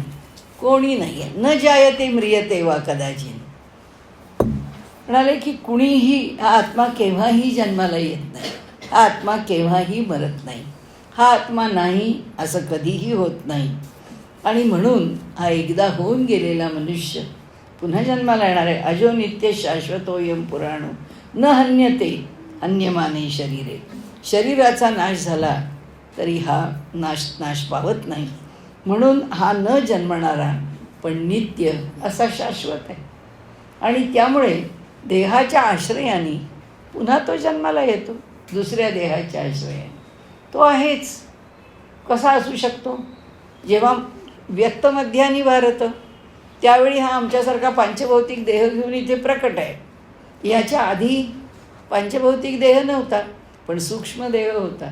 ह्याच्यानंतर सूक्ष्मदेह आहे. मग त्या सूक्ष्मदेहातून पुन्हा जन्माला यायचं तर पांचभौतिक देह आहे. आणि म्हणून त्यांनी ही जी पुनर्जन्माची जी वास्तवता आहे ती कशावर आधारित आहे? कर्मवादावर आधारित आहे. ह्या कर्माच्या सिद्धांतावर आधारित आहे. आणि म्हणून गीताकारांनी कर्माला ठोकून ठोकून ठोकून ठोकून आमच्या डोक्यामध्ये बसवलेलं आहे. हा काय कर्मवादच आहे, दुसरं काय. म्हणजे क्षेत्र कोणतं चाललं आहे? ज्ञानाचं. अर्जुनाला समजावतायत कोणता योग? ज्ञानाचा. की ज्ञानाने काय सांगायचं? पंडितम मन्यमानः. पंडित जे आहेत ते आपल्या ठिकाणी वेड्यासारखे वागले, म्हणजे तू तसा आहेस. पंडितांच्या ठिकाणी तू दुसऱ्याचं न ऐकणारा आणि तुझंच खरं करणारा असा आहेस. पण खरे पंडित असे नाही आहेत. खरे पंडित जे आहेत ते ह्या तत्त्वज्ञानाचा विचार करत जातात. ते ज्ञानी पुरुष आहेत, ते धीर पुरुष आहेत. उपनिषदांमध्ये वापरलाच धीर शब्द आपल्या इथे आपण वापरला आहे. पुन्हा गेलं असलं त्यांना डोक्यात नाही येणार आठवणार तो शब्द. हां, तर तिथे ज्यावेळी आपण धीर हा समदुःख सुखम धीरम, जे धीर पुरुष आहेत ते धीर पुरुषच हे सगळं जाणतात. ते धीर पुरुष कोण असतात? जे तत्ववेत्ते असतात, जे ज्ञानी असतात, ते धीर पुरुष आहेत. आणि म्हणून त्यांनी पुढे सांगितलं की जो पुरुष आत्म्याचं स्वरूप यथार्थपणे जाणतो त्या पुरुषाला कसा जन्माला आला, कसा मृत्यू झाला याचा विचार करावा लागत नाही. म्हणजे त्या विचारात तो पडत नाही. आता तुझा एकच तर्क, त्या तुझ्या एका तर्कावर अर्जुना तुला 2-4 प्रकारांनी मी सांगितलं. आता पुढचा तर्क सांगतो. वासांशी जीर्णानी यथा विहाय नवानी गृह्णाती नरोपराणी तथा शरीराने विहाय जीर्णानी अन्यानी संयाती नवानी देही. म्हणाले जशी जुनी वस्त्र आहेत ती आम्ही टाकून देतो, ती टाकताना आम्हाला आनंद असतो आणि नवीन वस्त्र आम्ही स्वीकारतो. मग हे जुना झालेला देह आहे जीर्ण, तो देह टाकायची वेळ आली तर दुःख होण्याचं कारण काय आहे? तुझा सगळा विषय कोणाशी आहे? भीष्म आणि द्रोणांशीच आहे. मग झालं ना, त्यांच्या देहांना केव्हा तरी सोडायचंच आहे. आणि त्यामुळे ही जीर्ण देह टाकून देऊन नवीन शरीर धारण. किती वेळा पुन्हा पुन्हा पुनर्जन्माचा सिद्धांत सांगितला आहे बघा. आणि पुनर्जन्माचा सिद्धांत कशावर अवलंबून आहे? आम्ही केलेल्या कर्माप्रमाणेच आमच्या कर्माचं फल म्हणून जन्म मिळतो. आणि म्हणून आपण पहिल्या 2-3 दिवस त्या कर्माचा खल करत बसलो होतो. वेगवेगळ्या प्रकारांनी कर्माचा विचार आपण करतच गेलं पाहिजे. आता काय झालं आहे, अध्यात्माची 2 अंगं आहेत. हे आता पद्धतशीरपणे मंडळींनी सोडून दिलं आहे. आणि त्यामुळे होतं कसं की कर्मकांडाची बाजू थोडीशी बोलून बोलून बदनाम केली. कसलं आलं ते कर्मकांड? आपल्याला ते कर्मकांड नाही, आपल्याला ती पूजा विजान हे ते नाही, असलं काय आपल्याला आवडत. आपण फक्त ज्ञानमार्गाने होऊच शकत नाही. केवळ ज्ञानमार्गाने मनुष्य जाऊच शकत नाही. या 2ही विंग्ज आहेत, ही दोन्ही पंख आहेत, हे दोन्ही मार्ग आहेत. त्या दोघांचा समन्वयच आहे. कर्माशिवाय ज्ञान नाही आणि ज्ञानाशिवाय कर्म नाही. ज्ञान नाही आणि कर्म करतो तर तेही कर्म उपयोगाचं नाही, कारण तेही कर्म निष्फलच आहे. आणि कर्माच्या पार्श्वभूमीशिवाय ज्ञानाचा विचार करतो तेही ज्ञान निष्फलच आहे. आणि त्यामुळे कर्माचा विचार हा तुम्ही ते सगळं सोडून द्या. म्हणून आपण ते सारखं पिंडदान करा, कुलक्षयाचा विचार केला, वर्णसंकराचा विचार केला, नंतर कुलधर्म कुलाचारांचा विचार केला. अरे जोपर्यंत ती शेवटची स्थिती आणि चरमदेह येत नाही तोपर्यंत कुणाचं कर्म सुटलं? कुणाचंच सुटणार नाही. मार्ग कोणताही स्वीकारा, प्राधान्य त्या मार्गाला द्या, पण गौणत्वाने सगळे मार्ग सांभाळावेच लागतात. इथे त्यांनी जे सांगितलं आहे आत्म्याचं स्वरूप सांगतायत, पण आत्म्याच्या स्वरूपाबरोबर त्या आत्म्याचा पुनर्जन्म सांगतायत. पुनर्जन्म सांगितला की कर्म आलंच. पुनर्जन्म कशा करता आला? वासांसी जीर्णांनी म्हटलं की तो काय अवतार नाही आहे. आम्ही काही सगळे अवतार घेऊन आलेले लोक नाही आहे जगाच्या कल्याणाकरता. आम्ही आमच्या कर्मानेच आलेलो. आणि त्यामुळे ही वर्णनं केली आहेत आता की कसं आहे आत्मतत्व जे उपनिषदांच्यामध्ये आलं आहे ते. तर त्या उपनिषदांचा जेव्हा विषय म्हणजे 2-3 यांनी तो अव्यक्तोयम, अचिंतोयम, अविकार्योयम वगैरे वगैरे त्या अर्थाने आपण पुढे जाऊ. आता त्यामध्ये त्यांनी सांगितलं की हे अर्जुना, असा शोक करणं तुला योग्य नाही आहे, कारण तू जर याला सतत जन्माला येणारा, इथे एक वेगळी भूमिका घेते. तुझ्या मनामध्ये मी आत्तापर्यंत सांगितलं की जो अखंड आहे, एकरस आहे, निर्गुण आहे, निराकार आहे, निष्कल आहे, अव्यय आहे, निरंजन आहे, हे सगळं मी सांगितलं. म्हणजे हे काय मला मान्य नाही. मान्य नाही म्हणजे त्यांनी आमच्याकरता केलेलं आहे हे सगळं. मान्य नाही असा अर्थ नाही आहे त्याचा. त्याचा अर्थ असा आहे तुम्ही हे जे काही गुण त्या परमात्म्याचे निर्गुण म्हणून सांगता, ही तुमची आस्तिक भूमिका आम्हाला मान्य नाही. ही तुमची आस्तिक भूमिका जर आम्हाला मान्य नाही तर आमची भूमिका काय आहे? तर भगवंत म्हणतात तुमची भूमिका काय आहे? मी तुमची एक भूमिका सांगतो. भूमिका काय आहे तुमच्या मते? आता हे जी आधुनिक विज्ञानाची भूमिका आहे किंवा आधुनिक जन्माच्या मागच्या ज्या काही कार्यकारणाचा विचार केला जातो त्याची भूमिका आहे. काही नाही, जो देह दिसतो आहे, समजा एक पिल्लू दिसलं आम्हाला, हे पिल्लू कुठून आलं? नाही, या पिल्लाच्या जन्माच्या आधी जीव जन्माला आला आणि तो जीव त्या पिल्लाचा आकार घेऊन जगामध्ये वावरायला लागला. हा मनुष्य आहे. हा मनुष्य त्याचा काही कुठला आत्मा वगैरे काही नाही. आम्ही आत्मा वगैरे काही मानत नाही. मग तो काय आहे? एक जीव आहे, एक चैतन्याचा काही अंश. ते चैतन्य वगैरे कोणी काही म्हणत नाही. जीव जन्माला येतो, ही चार्वाकाची भूमिका आहे. अगदी इथे चार्वाकासारखं म्हटलं नाही, पण जवळजवळ तेच आहे. अथ चैनम नित्य जातम नित्यम वा मन्यसे मृतम तथापि त्वं महाबाहो नैवम शोचितुम अर्हसि. म्हणजे समजा तुला जर असं वाटलं की हा नित्य जन्माला येणार आहे, म्हणजे असं काही नाही आहे की ह्याला प्रत्येक वेळी हा जो मागचा जीव होता, म्हणजे आमच्या लहानपणी वगैरे असं ते मरणं वगैरे कल्पना आम्ही जेव्हा ऐकायचो काय फारसं कळत नसतं, पण भीती वाटत असते. म्हणजे आपण समजा उद्या मेलो तर मग आपण काही राहणारच नाही का? म्हणजे आपलं काहीच राहणार नाही का? मग तेव्हा असं वाटायचं की आपण समजा मेलो तरीसुद्धा हे जे ह्या माझं नाव मंगल होतं लहानपणी, तर ते ही मंगल म्हणून कोणीतरी शिल्लक पाहिजे. म्हणजे आपल्याला कळलं पाहिजे की आपण तेच आहोत. म्हणजे आपल्याला आपल्या अस्तित्वाच्या विषयी देह पडला तरी आपलं अस्तित्व नष्ट होऊ नये. म्हणजे ही भूमिका हे पाश्चात्य तत्ववेत्ते म्हणतात. तुम्ही का पुनर्जन्म म्हणता? कारण मरणाबरोबर सगळं संपतं हे तुम्हाला स्वीकारता येत नाही. म्हणजे ती त्यावेळची माझी 10-12 वर्षाची जी बालबुद्धी आहे की त्यावेळी जे वाटत असतं की नाही बाबा मरता नाही कामा, मरता नाही कामा, मरण्याची भीती वाटते, असं जे आहे त्या मरण्याच्या भीतीकरता पुनर्जन्माचा सिद्धांत आहे का? भगवंत म्हणतो इतके गबाळे सिद्धांत भारतीय तत्त्वज्ञानात नाही. हे जे मनुष्यात आता इथे त्याला छेद दिला आहे. ह्या चार्वाका काय म्हणतो? जन्माला कसा येतो? तो 4च गोष्टी मानतो. तो आकाश महातत्व मानत नाही. तो आप, तेज, वायू आणि जल हेच मानतो. आणि तो म्हणतो या 4च्या मधूनच जन्माला येतो. देहही जन्माला येतो, जीवही जन्माला येतो.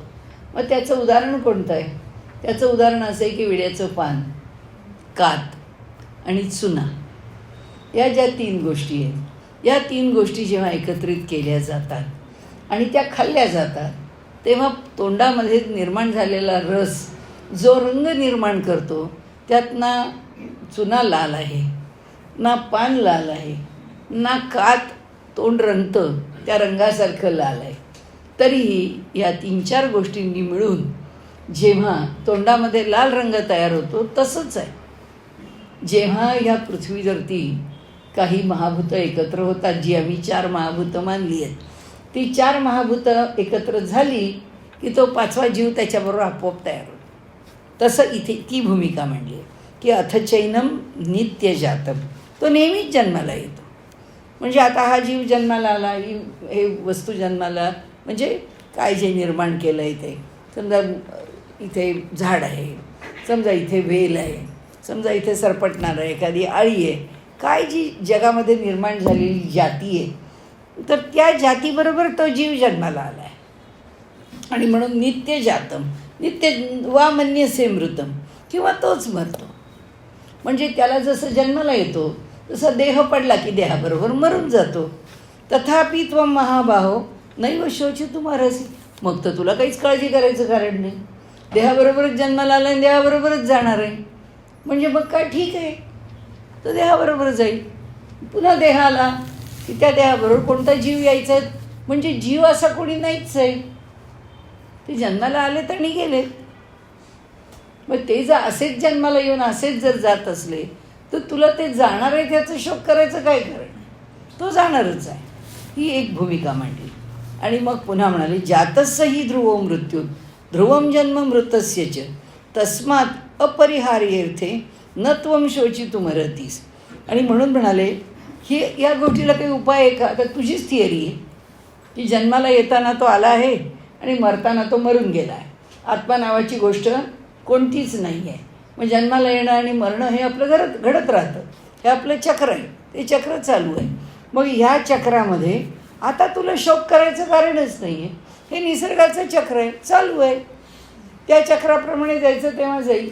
म्हणजे एखादा कुठेतरी सर्प आला, त्या सर्पाचा दंश झाला आणि तो भयंकर विषारी आहे, मनुष्य गेला, काय करणार? जन्माला आला गेला. म्हणाले ही जर जन्माला येणाऱ्याला जर मृत्यू अटळ आहे आणि गेलेला जर पुन्हा जन्माला येणार आहे, मग ते भीष्माचार्यांनी देह ठेवला तरी ते पुन्हा जन्माला येणार आहे. मग ते यायचे तिथे येतील, तुला दुःख करायचं काय कारण आहे?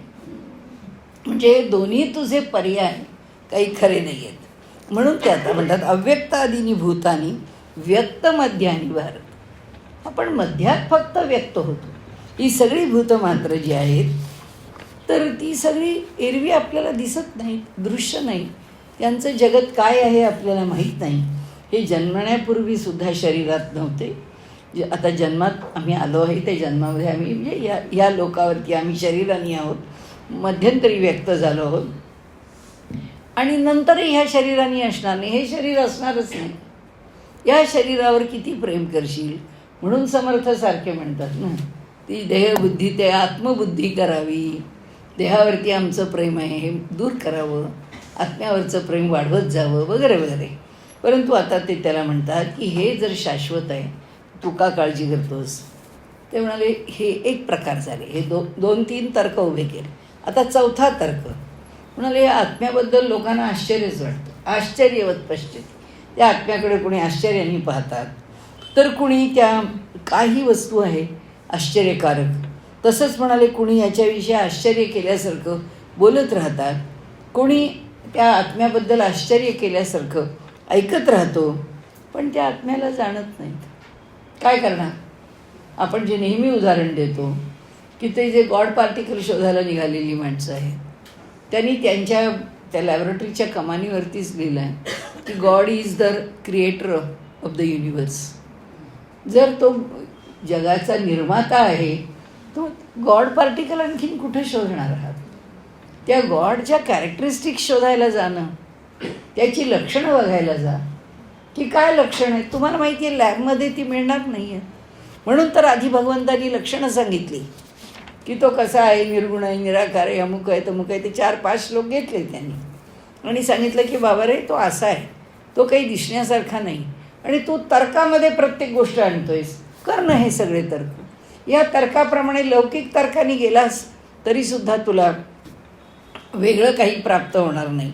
आता काही लोक तर वाय काय गंमतच आहे, हे जग कशाकरता निर्माण केलं? अलीकडचे पुष्कळ साहित्यिक असं म्हणतात, काय काही कळत नाही की कशाकरता हे जग, हे सगळं आश्चर्यच आहे, हे चालतं कसं आश्चर्य, काय कळत नाही बुवा, हे कोणाच्यामुळे चालतं, काय असं ऐकतो आपण, हे काय पटत नाही बुवा. अशा ह्या घटना घडलेल्या आश्चर्यकारक दिसतात, पण त्या घटनांवर काही विश्वास ठेवता येत नाही बुवा, असं म्हणत मनुष्य त्याच्याविषयी बोलतो.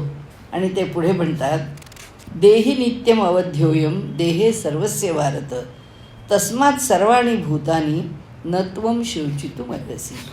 म्हणाले काही झालं तरी हा सगळ्यांच्या देहात असलेला आणि कधीही वध्य नाही, तो अवध्य आहे, त्याला कोणी मारू शकत नाही. तू कसली काळजी करतो?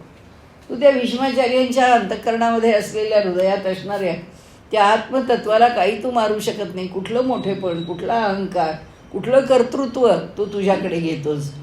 म्हणाले एकच लक्षात ठेव, स्वधर्ममपि चावेक्ष न विकंपितुमर्हसि. कशाकरता तुझं कर्तव्य सोडतोस? या जगामध्ये तुझ्या हातात काय आहे? तू काय करण्यासारखं आहे? तर तुला फक्त तुझा धर्म पालन करायचं, तुला फक्त तुझा धर्म सांभाळायचा. या जगात दुसरं करण्यासारखं काही नाही. आणि त्यामुळे ह्या धर्माने युद्धापेक्षा दुसरं अधिक काही मोठं दिलेलं नाही. तुझ्या धर्माला उचित, तुझा धर्म कोणता? क्षत्रिय. त्यामुळे क्षत्रियांना उचित काय आहे? युद्ध आहे. काही छोट्या मोठ्या चकमकी आहेत का या? अशी काही महायुद्ध सहज उभी राहत नाही. त्यांनी सांगितलं हे महाभारती युद्ध भारतामधलं ज्ञात काळातलं सगळ्यात मोठं युद्ध आहे. केवढी मोठी संधी आहे तुला. तुझ्या स्वधर्माच्या ठिकाणी तुला युद्धापेक्षा दुसरं काही अधिक नाही. आणि त्यांनी युद्ध कसं महत्त्वाचं आहे, युद्ध कसं श्रेष्ठ आहे, युद्धाची महती काय आहे ती सांगायला सुरुवात केली. आपल्याला पण युद्धाचीच महती आहे. काय आहे? प्रत्येकच माणसाला हे जग म्हणजेच युद्ध आहे. याच्यामध्ये युद्धाशिवाय अन्य काही नाहीच आहे. देह आहे, ह्या देहामध्ये ऊर्जा आहे. आपण असं म्हणतो की गॅल्व्हॅनोमीटरचं डिफ्लेक्शन घेतलं तर 6 व्होल्टची ही बॅटरी आहे. ही 6 व्होल्टची बॅटरी कशी चालते? त्या बॅटरीची ऊर्जा ह्या देहामध्ये सारखी निर्माण कशी होते? संघर्ष. कसला संघर्ष आहे? चयापचय, बॉडी मेटाबॉलिझम. शरीरामध्ये सारखी झीज आणि सारखी भर आहे. झीज कोण करतं? संघर्ष. भर कोण घालतं? संघर्ष. म्हणजे माता जेव्हा बालकाला जन्म देते, संघर्ष आहे ना, दुसरं काय आहे? कुठेही जा, जगामध्ये काहीही बघा, संघर्षच आहे. हे सगळी एवढी राष्ट्र आहेत, या सगळ्या राष्ट्रांच्यामध्ये संघर्ष. काय वाढवायचा आहे? व्यापार. आमचा व्यापार वाढतो का तुमचा व्यापार वाढतो? भारतामध्ये सुद्धा आमच्या महाराष्ट्रातले सगळे कारखाने गुजरातीत गेले. आता गुजरातीतले कारखाने भरभराटीला आले.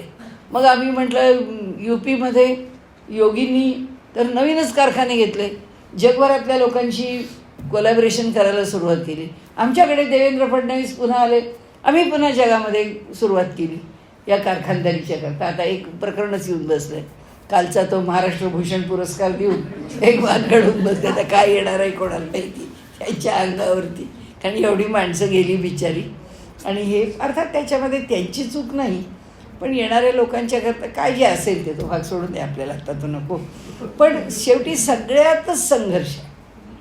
एखादा कार्यक्रम 20 लाख लोक संबंध महाराष्ट्रातून येतात कार्यक्रमाला. म्हणजे काय आहे, कार्यक्रमाची यशस्वीता हा संघर्ष सुरू. आता इथे जगामध्ये 3रं महायुद्ध, हा संघर्ष सुरू. चीननी कसं वागायचं, संघर्ष सुरू. देहामध्ये सुद्धा जरा व्हायरल इन्फेक्शन झालं, पण लवकरच आलं कंट्रोलमध्ये. म्हणजे देहाने जोरदार संघर्ष केला, गेलं व्हायरल इन्फेक्शन. आणि 10 दिवस राहिलं नाही हो, यावेळी फार रेंगाळलं दुखणं, की लगेच आता माझं वय आहे, वयाचं काहीतरी आहेच की नाही, की लगेच मनुष्य त्याचं उत्तर देत. संघर्ष. ते म्हणतात की जीवन म्हणजे दुसरं काही नाही. आपला देह ती ऊर्जा देतो आहे, बॉडी डिफ्लेक्शन आहे. जेव्हा 6 वोल्टच्या बॅटरीचं, तेव्हा ते 6 वोल्ट कुठे निर्माण होतात, संघर्ष. आणि जेव्हा देह पडतो तेव्हा संपलं सगळा संघर्ष, की त्याबरोबर शरीर थंडगार पडलं, काही होणारच नाही, ऊर्जा निर्माणच होणार नाही देहामध्ये. जोपर्यंत ऊर्जा निर्माण, कसा संघर्ष आहे बघा. हार्ट आहे, हृदय न थांबता काम करत आहे. केवढं मोठं काम आहे, केवढा मोठा संघर्ष आहे. काय कमी अडचणी आणत असू का आपण, काय वाटेल ते खात असू, वाटेल तेवढी ॲसिडिटी होत असेल, नुसते बसून राहत असू, काय माहिती. आणि काहीही नाही तर इतर अडचणी देहामधल्या आपल्याला न कळणारी किती दुखणी देहात आहेत कोणाला माहिती. सगळीच कळतात असं नाही. म्हणजे आलं त्या प्रत्येकाला जिथल्या तिथे दूर करून पुन्हा तो हृदय असो की आपले इतर अवयव असो, त्या प्रत्येकांच्या ठिकाणी होणाऱ्या ज्या काही निर्माण होणाऱ्या तक्रारी किंवा होणारे जे दोष, ते सगळे दोष दूर करावेच लागतात. आणि ते कोण करतो शेवटी, तो प्राण. तो प्राण म्हणजे शेवटी कोण आहे, वातावरणातली ऊर्जा.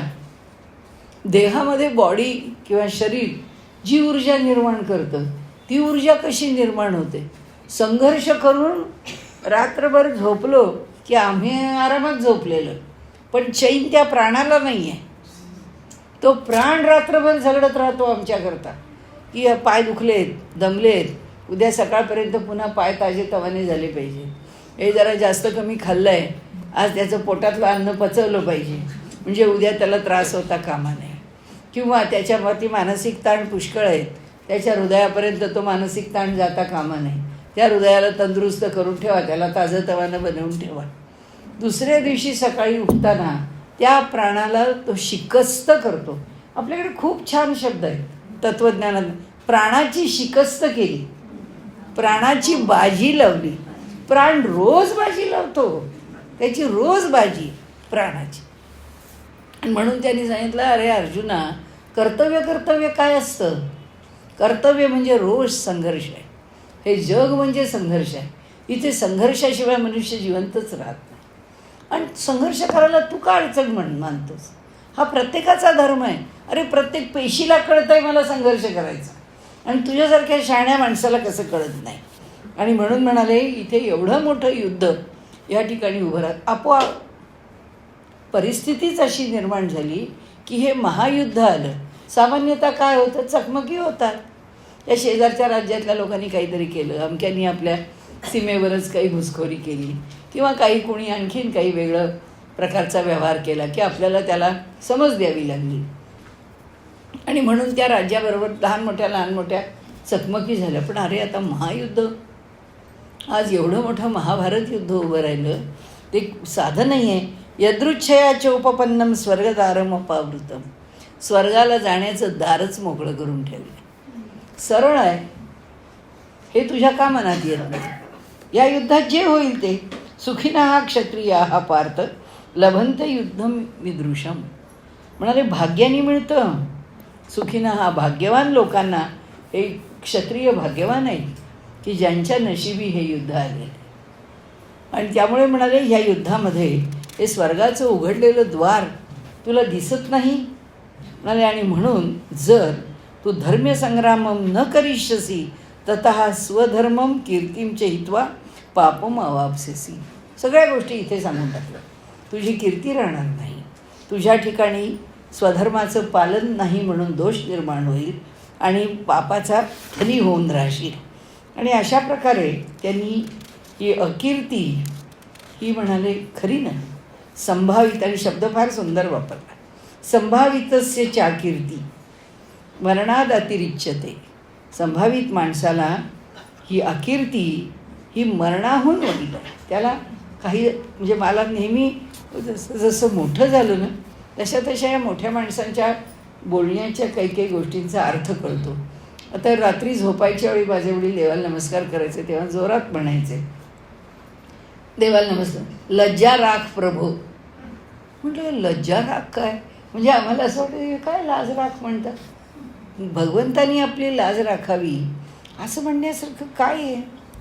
म्हणजे असं काय होणार आहे. आपण काय करतो, साधी माणसं साधे वागतो, आपल्यापर्यंत या जगातलं काय येतं. परंतु सामान्य माणसाची सुद्धा लाज राख असं म्हणताना नेहमी त्याच्याकरताचा जो शब्द आहे की संभावित माणसाला हे असं काही येऊ नये. आता संभावित हा शब्दच राहिला नाही. माणसाला असं संभावितपणाने वागावं, संभावितपणे विचार करावा असा शब्दच राहिला नाही. इतकं वाईट वाटतं की मला ते त्यांचे ते म्हटलेलं आठवतं की जो समाजामध्ये जगणारा माणूस आहे त्यांनी सन्माननीय जीवन जगा, समाजामध्ये आपलं स्थान, आपल्याबद्दल लोकांची ओळख ही योग्यच असावी.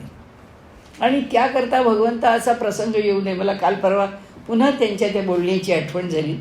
माझ्या फक्त आता ती नावं लक्षात नाही आहेत, परंतु या काँग्रेसच्या काळामध्ये असलेले मिलिटरीचे सगळ्यात मोठे ऑफिसर महाराष्ट्रीयन मनुष्य आहेत, मी आत्ता माझ्या लक्षात नाही. आणि ते असेपर्यंत त्यांना इतकं छळलं गेलं की आम्ही म्हणतो आहोत त्याप्रमाणे शस्त्रास्त्र घेऊन या. म्हणजे आपल्याला साधे AK-47 सारखं शस्त्र आहे ते आम्हाला इम्पोर्ट करायचं आहे. ते म्हणाले अहो हे सगळं इथे बनवू शकतं आपल्याला. मला तर वाटतं हा रेफरन्स आपल्याला यांच्या भाषणात सुद्धा मिळेल. त्रिवेदींच्या काय नाव हां सुधांशू त्रिवेदींच्या हां पुन्हा त्यांनी तो उल्लेख केला, मला त्याची आठवण झाली. त्याच्या आधी एका कोणीतरी आपल्या इथं मांडलं होतं. त्यांनी सांगितलं की अहो जे आम्हाला बनवता येत आहे, आम्ही म्हणाले रॉकेट आणि सॅटेलाइट्स बनवायला तयार आहोत. आत्ताची तरुण मुलं आपापल्या ठिकाणी, माझा आत्ता नातू आहे याला बीट्स पिलानीला, ती मुलं आत्ता त्यांच्या कोर्समध्ये पहिल्या वर्षी ती मुलं सॅटेलाईटवरती काम करत आहे, ती मुलं रॉकेटवरती काम करत आहे. म्हणजे इतकं आमच्याकडे जर तरुण, आणि आत्ता तर आपण केवढं मोठं केलं आहे जगातल्या या रॉकेट आणि सॅटेलाईट प्रांतामध्ये आणि जे अंतराळात जाणाऱ्यांच्यामध्ये आपण मोठेच आहोत. पण सांगण्याचा हेतू मला आपल्यापुढे असा आहे की ते जे मिलिटरीचे जे श्रेष्ठ ऑफिसर होते त्यांना या लोकांनी खूप गळ घातली की तुम्ही सही करा आणि हा करार मान्य करा. ते म्हणाले मी करणार नाही. हे सगळं भारतात निर्माण होऊ शकतं, इतकी 100% आयात सगळ्या शस्त्रास्त्रांची आमच्याकरता करायला मी मान्य नाही. खूप त्यांनी प्रेशर आणलं. ते म्हणाले मी राजीनामा देते. त्यांनी राजीनामा दिला. मग पुढच्या लोकांनाही जे व्हायचं ते झालं. मला आपल्याला सांगायचं एवढंच होतं की ह्या ठिकाणी संभावित माणूस आहे. तो संभावित माणूस कर्माची कोणती बाजू स्वीकारतो, जी योग्य बाजू आहे ती. म्हणजे माझ्या रिटायरमेंटच्या वेळी माझी पोस्ट ही पाहिजे होती, याच्यावरची आणखीन पोस्ट मिळाली तर मी तिन्ही यांचा जनरल होईल, अमुक होईल तमुक. भानगड नाही. माझ्या कर्तव्याच्या मध्ये येत आहे, मला त्याच्यात पडायचंच नाही. काय सोडावं लागेल ते लागेल, जितकं जाईल तितकं जाईल, परंतु मी अयोग्य वागणार नाही. भगवंत म्हणतात अरे संभावित माणसाला अकीर्ती ही मरणापेक्षा सुद्धा जास्त भयंकर वाटते. मरणात अतिरिच्यते, मरणापेक्षाही भयंकर आहे. आणि तुला हे असं वागावंसं वाटतं हे युद्धभूमीवरून परत कठीण आहे म्हणाले अर्जुना तुझ्या पुढे. तू काय हे असं करतोस. आणि भयाद्रणादु परतम मंस्यन्ते त्वां महारथाः मत्स्यन्ते त्वां महारथाः येषां च त्वं बहुमतो भूत्वा यास्यसि लाघवम. म्हणाले आता तुला ह्या इथून मरणाच्या भीतीमुळे हरणातून पळून चालला, अशी जर तुझी अपकीर्ती झाली तर म्हणाले तू काय करणार आहेस. आणि तुझ्याबद्दलची ही अपकीर्ती जी लोकांच्यामध्ये प्रसृत होईल ती तुला असं वाटत नाही की तुझ्यासारख्या संभावित सज्जन मनुष्याला हे मरणापेक्षा सुद्धा अधिक आहे. अरे म्हणाले तुझ्या विरोधामधले लोक जे आहेत ते उभे आहेत आत्ता तुझी टीका करण्याकरता. तुला जे मानणारे लोक आहेत ते लोक म्हणतील हे काय करून ठेवलं अर्जुनाने, आणि हे काय भेकडपण आहे. भगवंतांनी सुरुवात करताना पहिला शब्द क्लैब्य वापरला, पहिलाच वापरला आहे. आता इतका त्याच्या जवळचा आहे अर्जुन, हे काय अर्जुना तुझं. ते म्हणाले तुझ्या जवळचे लोकसुद्धा तुला असंच म्हणतील. तुझे शत्रू तर म्हणतील अरे म्हणे त्या निवात कवचाचा आठवण कर, तू भगवान शंकरांच्या बरोबर केलेल्या युद्धाची आठवण कर, तू इंद्राला जाऊन मदत केलेली आहेस आणि इंद्राला यश मिळवून दिले त्याची आठवण कर.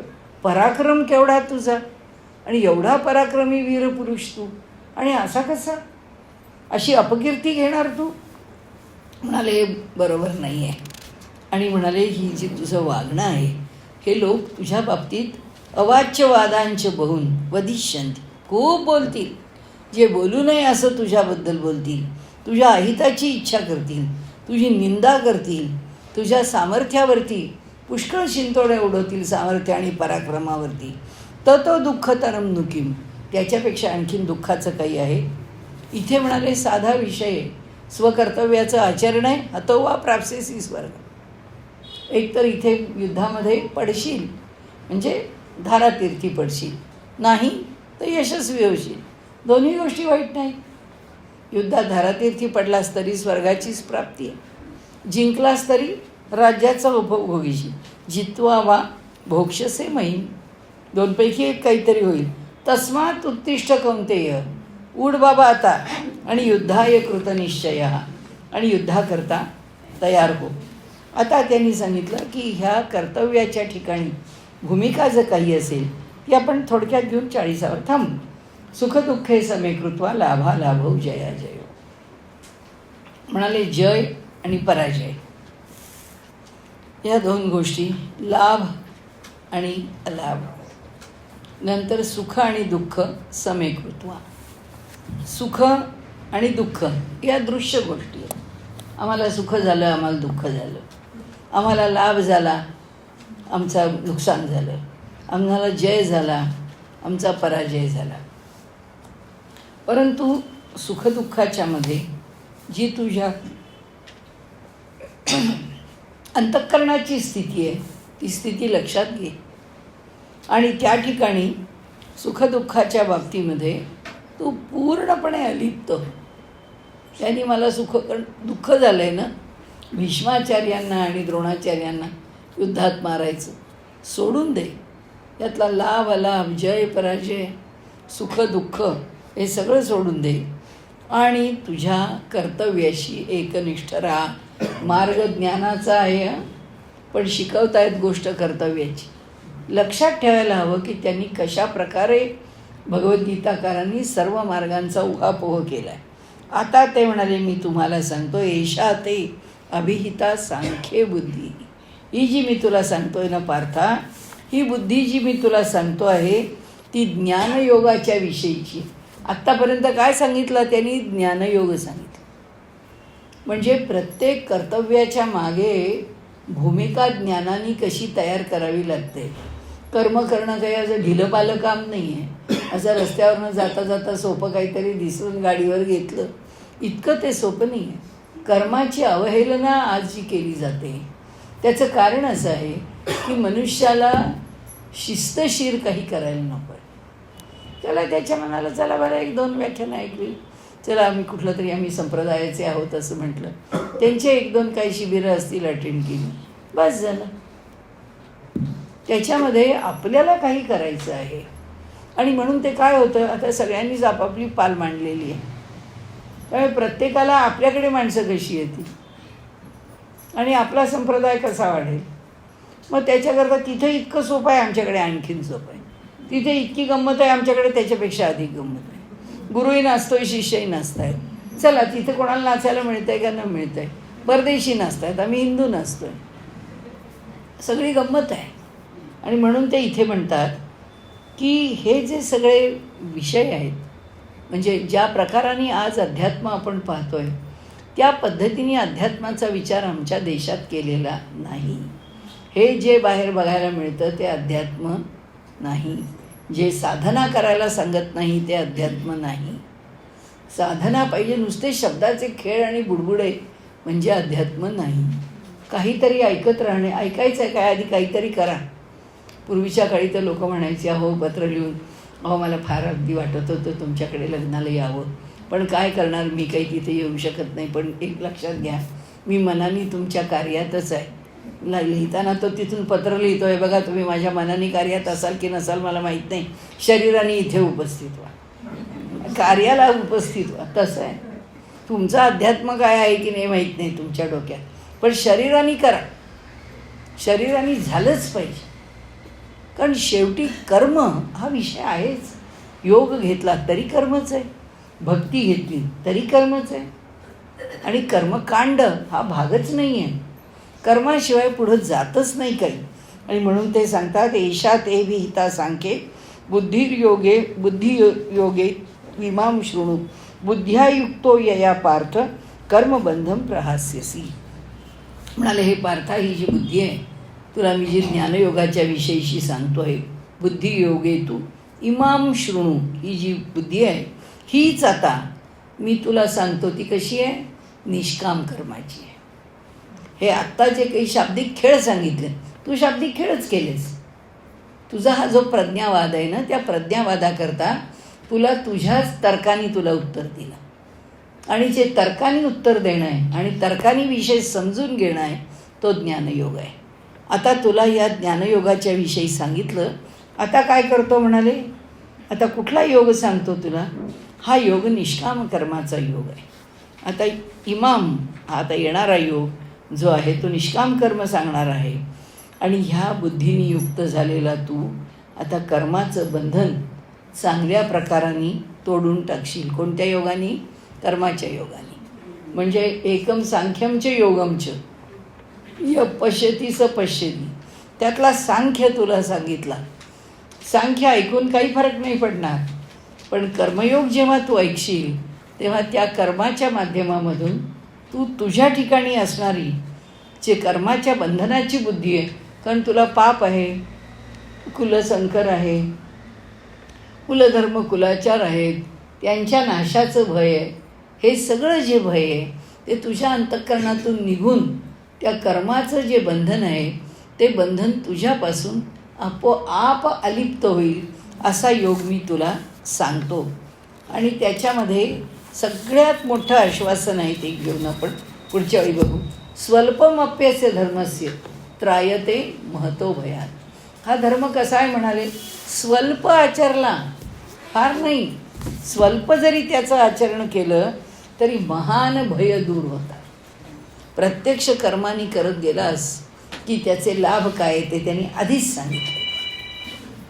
आणि म्हणून आजचा विषय आपण त्या 41व्या श्लोकावरती थांबूया.